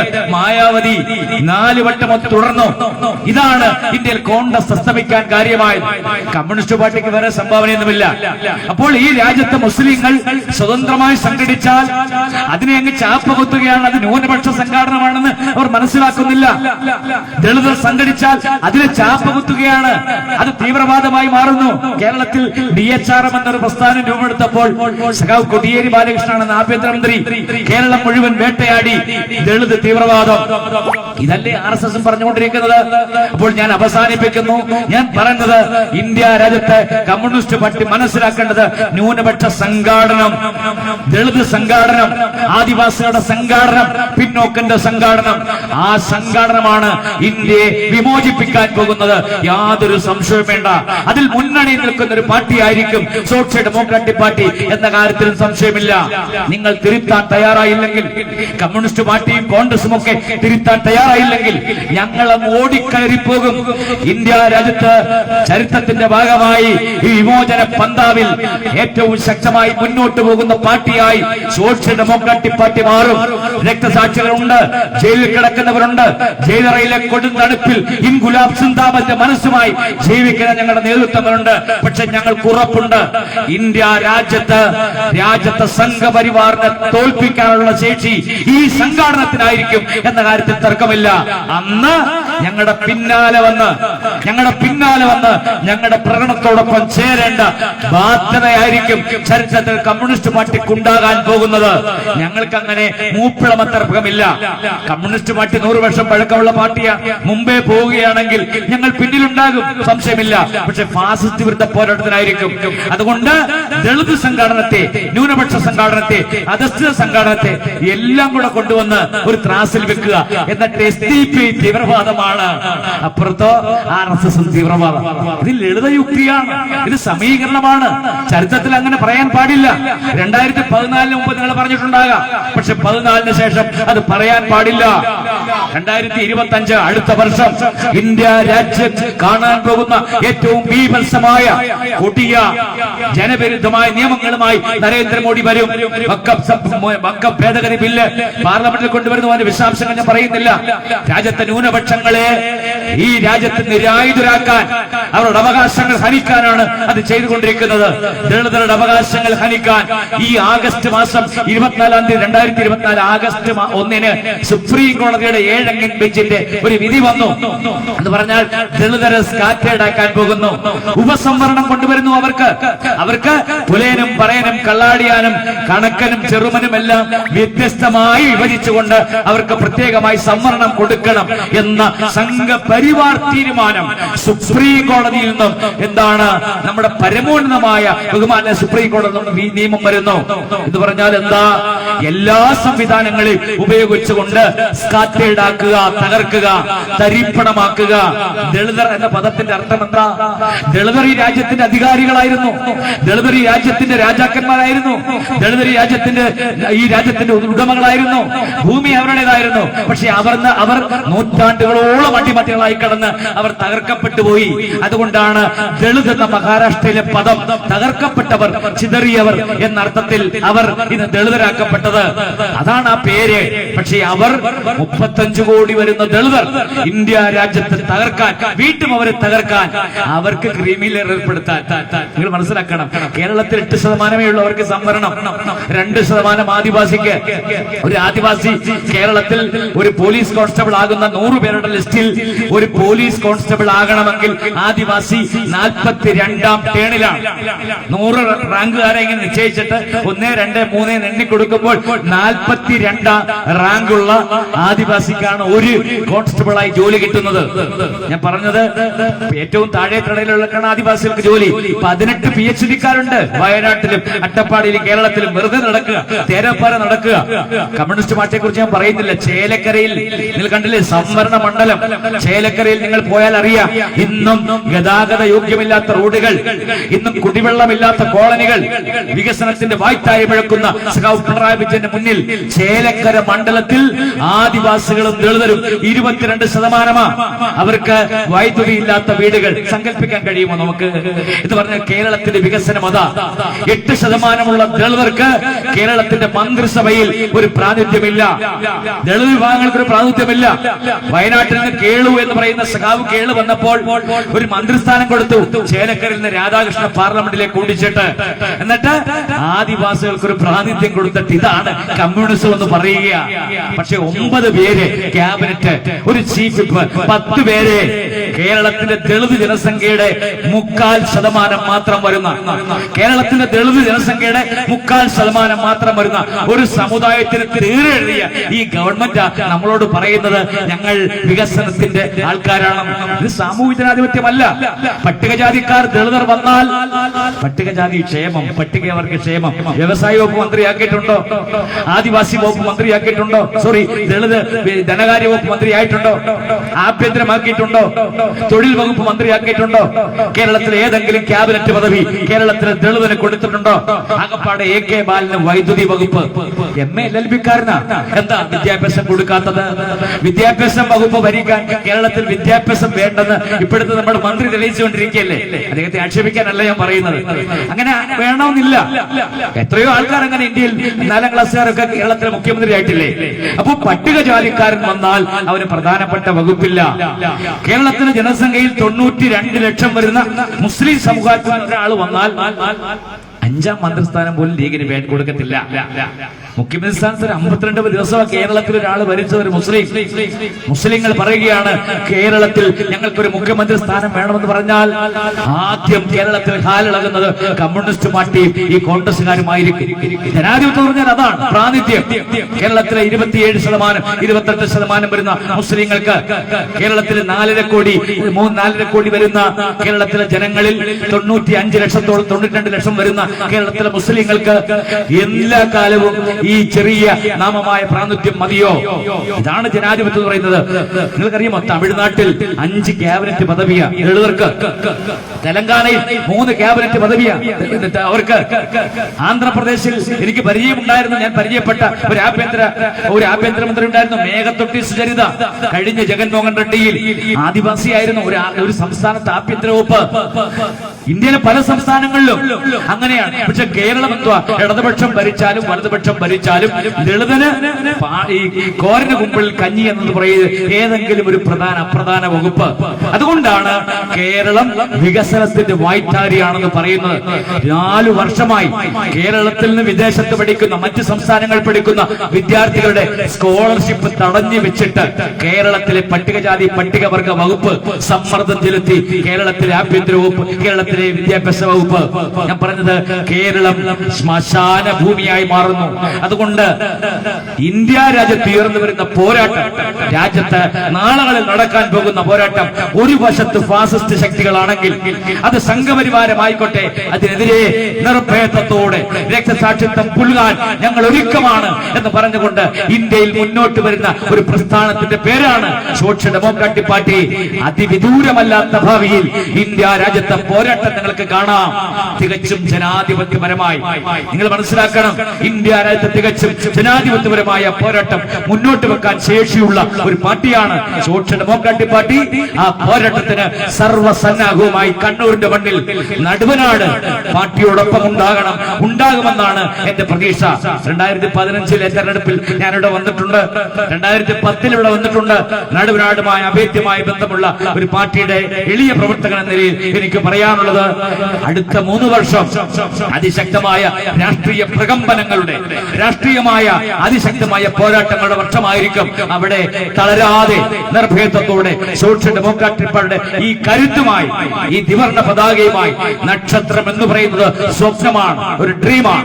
1860കളിൽ അങ്ങ് അമേരിക്കയുടെ മണ്ണിൽ ഐ ഹാവ് എ ഡ്രീം എന്ന് പറഞ്ഞ മാർട്ടിൻ ലൂതർ കിങ്ങിനെ പോലെ കേരളത്തിൽ, ഇന്ത്യയിൽ ഒരു നക്ഷത്രവുമായി മുന്നോട്ട് വന്നൊരു പാർട്ടി, പ്രതിസന്ധികളിൽ, ഈ രാജ്യത്തെ തിരിച്ചടികളിൽ പതറാതെ മുന്നോട്ട് പോകുന്ന ഒരു പാർട്ടി എന്ന നിലയിൽ ഈ പാർട്ടിയോടൊപ്പം ഈ നടുവണ്ണൂരിലെ ജനങ്ങൾ ഉണ്ടാകണം, ജനാധിപത്യ വിശ്വാസികൾ ഉണ്ടാകണം, ഇതര സാമൂഹ്യ വിഭാഗങ്ങൾ, ദളിതരും രാജ്യത്തിലെ പിന്നോക്കരും മർദ്ദിതരും ഈ പ്രസ്ഥാനത്തോടൊപ്പം ഉണ്ടാകണം എന്ന് മാത്രം പറഞ്ഞുകൊണ്ട് സോഷ്യൽ ഡെമോക്രാറ്റിക് പാർട്ടിയുടെ സംസ്ഥാന കമ്മിറ്റിയുടെ പേരുള്ള ഊഷ്മളമായ അഭിവാദ്യങ്ങൾ, സ്നേഹവായ്പകൾ നിങ്ങൾക്ക് പങ്കുവെച്ചുകൊണ്ട് ഈ സമ്മേളനം വൈകിയ വേളയിൽ ഉദ്ഘാടനം ചെയ്ത് പ്രഖ്യാപിക്കുന്നു.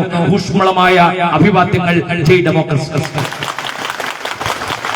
വർത്തമാനകാല ഇന്ത്യൻ രാഷ്ട്രീയത്തിന്റെ അശുദ്ധവും അവിശുദ്ധവുമായ നിലപാടുകളെ തുറന്നുകാട്ടി നിർഭയമായ രാഷ്ട്രീയ പ്രവർത്തനത്തിന് ആഹ്വാനം ചെയ്ത state vice president Thulaseedharan Pallikkal സാറിന് നടുവനാട് നാടിന്റെ നന്ദി അർപ്പിക്കുകയാണ്. Thank you sir. ബിഷപ്പിൽ നിന്നും ഭയത്തിൽ നിന്നുമുള്ള മോചനത്തിന് വേണ്ടി SDPI എന്ന പാർട്ടി നടുവനാട്ടിലെ നാട്ടുകാട്ടോട് വോട്ട് ചോദിച്ചപ്പോൾ നിർഭയമേ പ്രസ്ഥാനത്തിന് വോട്ട് ചെയ്ത് വിജയിപ്പിച്ച ജനങ്ങൾക്ക് തെറ്റിയിട്ടില്ല. വിവേചനമില്ലാത്ത വികസന താരം നടുവനാടിന്റെ ജനകീയ കൗൺസിലർ പി സീനത്തിന് SDPI ലേഡി ഫ്രണ്ട്സ് നൽകുന്ന ഉപഹാരം സീനത്തിന് നൽകുന്നതിന് വേണ്ടി സ്റ്റേറ്റ് വൈസ് പ്രസിഡന്റ് തുളസീധരൻ പള്ളിക്കലിനെയും ഉപഹാരം ഏറ്റുവാങ്ങുന്നതിന് വേണ്ടി പി സീനത്തിനെയും വേദിയിലേക്ക് ക്ഷണിക്കുന്നു.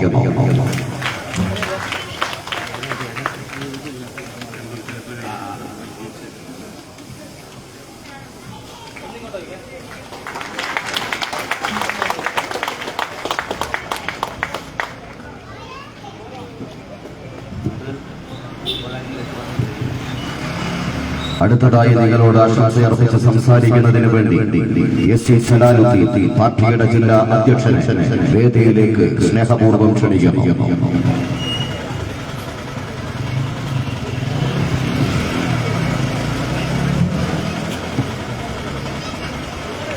പ്രിയങ്കരനായ പാർട്ടിയുടെ സംസ്ഥാന ഉപാധ്യക്ഷൻ തുളസീധരൻ പള്ളിക്കൽ, ഈ യോഗാധ്യക്ഷൻ അഷ്റഫ് സാഹിബ്, പാർട്ടിയുടെ ജില്ലാ ജനറൽ സെക്രട്ടറി ബഷീർ കണ്ണാടിപ്പറമ്പ്, പാർട്ടിയുടെ മറ്റ് മണ്ഡലം പ്രാദേശിക നേതാക്കന്മാരെ, ജനപ്രതിനിധികളെ, സഹോദരന്മാരെ, ജനാധിപത്യ മതേതര വിശ്വാസികളെ, ഒരു ആശംസയും അർപ്പിച്ചുകൊണ്ട് ഞാൻ എൻ്റെ വാക്കുകൾ ഉപസംഹരിക്കാം. ഏതായാലും വളരെ സന്തോഷകരമായ ഒരു സാഹചര്യത്തിലാണ് ഈ നടുവനാട് പ്രദേശത്തെ പാർട്ടി പ്രവർത്തകരും നാട്ടുകാരും. ഇതവിടെ തുളസീധരൻ പള്ളിക്കൽ പാർട്ടിയുടെ ഉദ്ദേശ ലക്ഷ്യങ്ങളും നയങ്ങളുമൊക്കെ വളരെ വിശദമായിട്ടാണ് മണിക്കൂറുകളും എടുത്ത് സംസാരിച്ച് നിങ്ങളെ ബോധ്യപ്പെടുത്തുകയുണ്ടായി. ഏതായാലും ഇവിടെ ഉദ്ഘാടനം ചെയ്യപ്പെട്ട ബ്രാഞ്ച് കമ്മിറ്റി ഓഫീസ് ഇവിടെ സൂചിപ്പിച്ചതുപോലെ തന്നെ പാർട്ടിയുടെ നിലപാടുകൾ മാത്രം ചർച്ച ചെയ്യാനും അത് വിജയിപ്പിക്കാനും മാത്രമുള്ള ഓഫീസാക്കി മാറ്റാതെ ഈ ഓഫീസ് കെട്ടിടം ഈ പ്രദേശത്തെ വിവിധ സാമൂഹ്യ വിഭാഗങ്ങളെ അവരുടെ തീരുന്ന പ്രശ്നങ്ങൾക്ക് പറ്റാവുന്ന രീതിയിലുള്ള പരിഹാരം കണ്ടെത്തുവാനുള്ള ഒരിടമാക്കി മാറ്റണമെന്നും ഇത് ഈ നാട്ടിലെ മറ്റ് സാമൂഹ്യ വിഭാഗങ്ങളെയും പ്രദേശത്തെയും രാജ്യത്തിന്റെ പുരോഗതിക്കും വേണ്ടിയുള്ള ഒരു ഓഫീസാക്കി മാറ്റുക, അതോടൊപ്പം തന്നെ ജനക്ഷേമകരമായ പ്രവർത്തനങ്ങൾക്ക് മേൽനോട്ടം വഹിക്കാനുള്ള ഓഫീസാക്കി മാറ്റണം എന്ന് മാത്രം ആശംസിച്ചുകൊണ്ട് ഇവിടെ ഈ ഓഫീസ് കെട്ടിടത്തിന് വേണ്ടി പ്രവർത്തിച്ച നേതാക്കന്മാർക്കും സഹകരിച്ച പ്രവർത്തകന്മാർക്കും അതിനു വേണ്ടിയിട്ട് ശാരീരികമായി, മാനസികമായി, സാമ്പത്തികമായി എല്ലാം കൊണ്ടും സഹകരിച്ച മുഴുവൻ ആളുകൾക്കും നന്ദിയും കടപ്പാടും ജില്ലാ കമ്മിറ്റിയുടെ അറിയിച്ചുകൊണ്ട് ഞാൻ എൻ്റെ ഈ കർമ്മം നിർവഹിക്കുന്നു. ജയ് ഹിന്ദ്, ജയ് SDPI. നന്ദി. അടുത്തതായി നിങ്ങളോട് ആശംസയർപ്പിച്ച് സംസാരിക്കുന്നതിന് വേണ്ടി പാർട്ടിയുടെ പേരാവൂർ മണ്ഡലം പ്രസിഡന്റ് യൂനസ് ഉള്ളി, സെക്രട്ടറി റിയാസ്, പാർട്ടിയുടെ ജനപ്രതിനിധികളെ ഈ യോഗത്തിന് സ്വാഗതം ആശംസിച്ച പാർട്ടിയുടെ നടുവനാട് ബ്രാഞ്ച് സെക്രട്ടറി സത്താർ തുടങ്ങിയ നാടിന്റെ സേവകർക്കുള്ള ഒത്തുചേരുന്നതിന് വേണ്ടിയുള്ള ഒരു കേന്ദ്രമായാണ് ഇന്നിവിടെ ഉദ്ഘാടനം ചെയ്യപ്പെട്ട ഓഫീസ്. നിങ്ങൾക്കറിയാവുന്നതുപോലെ തന്നെ നാടിന്റെ സേവന പ്രവർത്തനങ്ങളിൽ ജീവകാരുണ്യ മേഖല നല്ല രീതിയിലുള്ള ജനസേവനമാണ് പാർട്ടിയുടെ ജനപ്രതിനിധി നടത്തുന്നത് എന്ന് തന്നെയാണ് ഞാൻ കരുതുന്നത്. കാരണം പലപ്പോഴും ആ സഹോദരിയുടെ പ്രവർത്തനം എന്നെ അത്ഭുതപ്പെടുത്തിയിട്ടുണ്ട്. കാരണം ജനസേവനം എന്നത്, രാഷ്ട്രീയ പ്രവർത്തനം എന്നത് അത് ജീവിതോപാധിയല്ല, അതൊരു ലക്ഷ്യമാണ്, അതൊരു ദൗത്യമാണ് എന്ന് കൃത്യമായി വരച്ചു കാണിക്കുന്നതാണ് പാർട്ടിയുടെ ജനകീയ മെമ്പറുടെ പ്രവർത്തനം. ഞാൻ ഈ വേദി അവരെ അഭിനന്ദിക്കാൻ വേണ്ടി ഉപയോഗിക്കുകയാണ്. അതിന് കൂടെ നിന്ന് പ്രവർത്തിക്കുന്ന എന്റെ പ്രിയപ്പെട്ട സഹപ്രവർത്തകരെയും അഭിനന്ദിക്കുകയാണ്. നിങ്ങൾ കേവലം ഒരു ഓഫീസ് ഉദ്ഘാടനം ചെയ്ത് മാറി നിൽക്കേണ്ട ഒരു രാഷ്ട്രീയ പ്രവർത്തനമല്ല നടത്തുന്നതെന്നുള്ള ബോധ്യം നിങ്ങൾക്കുള്ളത് തന്നെ വലിയൊരു നേട്ടമാണ്. ഇത് നടുവനാടിന്റെ മണ്ണില് സോഷ്യൽ ഡെമോക്രസിയുടെ ത്രിവർണ്ണ പതാക ആട്ടിയുലയാതെ സംരക്ഷിക്കാൻ ഈ ഓഫീസിന് ചുറ്റുമുള്ള പ്രവർത്തകന്മാർക്കും കഴിയുമെന്നുള്ള ഉറച്ച വിശ്വാസം എനിക്കുണ്ട്. നേരത്തെ പാർട്ടിയുടെ സംസ്ഥാന വൈസ് പ്രസിഡന്റ് ഇവിടെ അവസാനിപ്പിച്ചത് രാജ്യം നേരിടുന്ന ആ പ്രതിസന്ധികളെ കരുത്തോടെ നേരിടാൻ കഴിയുന്ന ഒരു പ്രസ്ഥാനമാണ് social democratic party of India എന്നുള്ളതാണ്. അത്തരമൊരു പ്രതിസന്ധി ഘട്ടത്തിൽ രാജ്യത്തെ സമ്പൂർണമായി ഹിന്ദുത്വവൽക്കരിക്കാനുള്ള RSSന്റെ പ്രവർത്തനങ്ങളെ നെഞ്ചുറപ്പോടുകൂടി നേരിടാൻ നമുക്ക് രാജ്യ സ്നേഹികൾക്ക് കഴിയേണ്ടതുണ്ട്. RSS ഏറ്റവും ഒടുവിൽ വഖഫിലും മദ്രസയിലും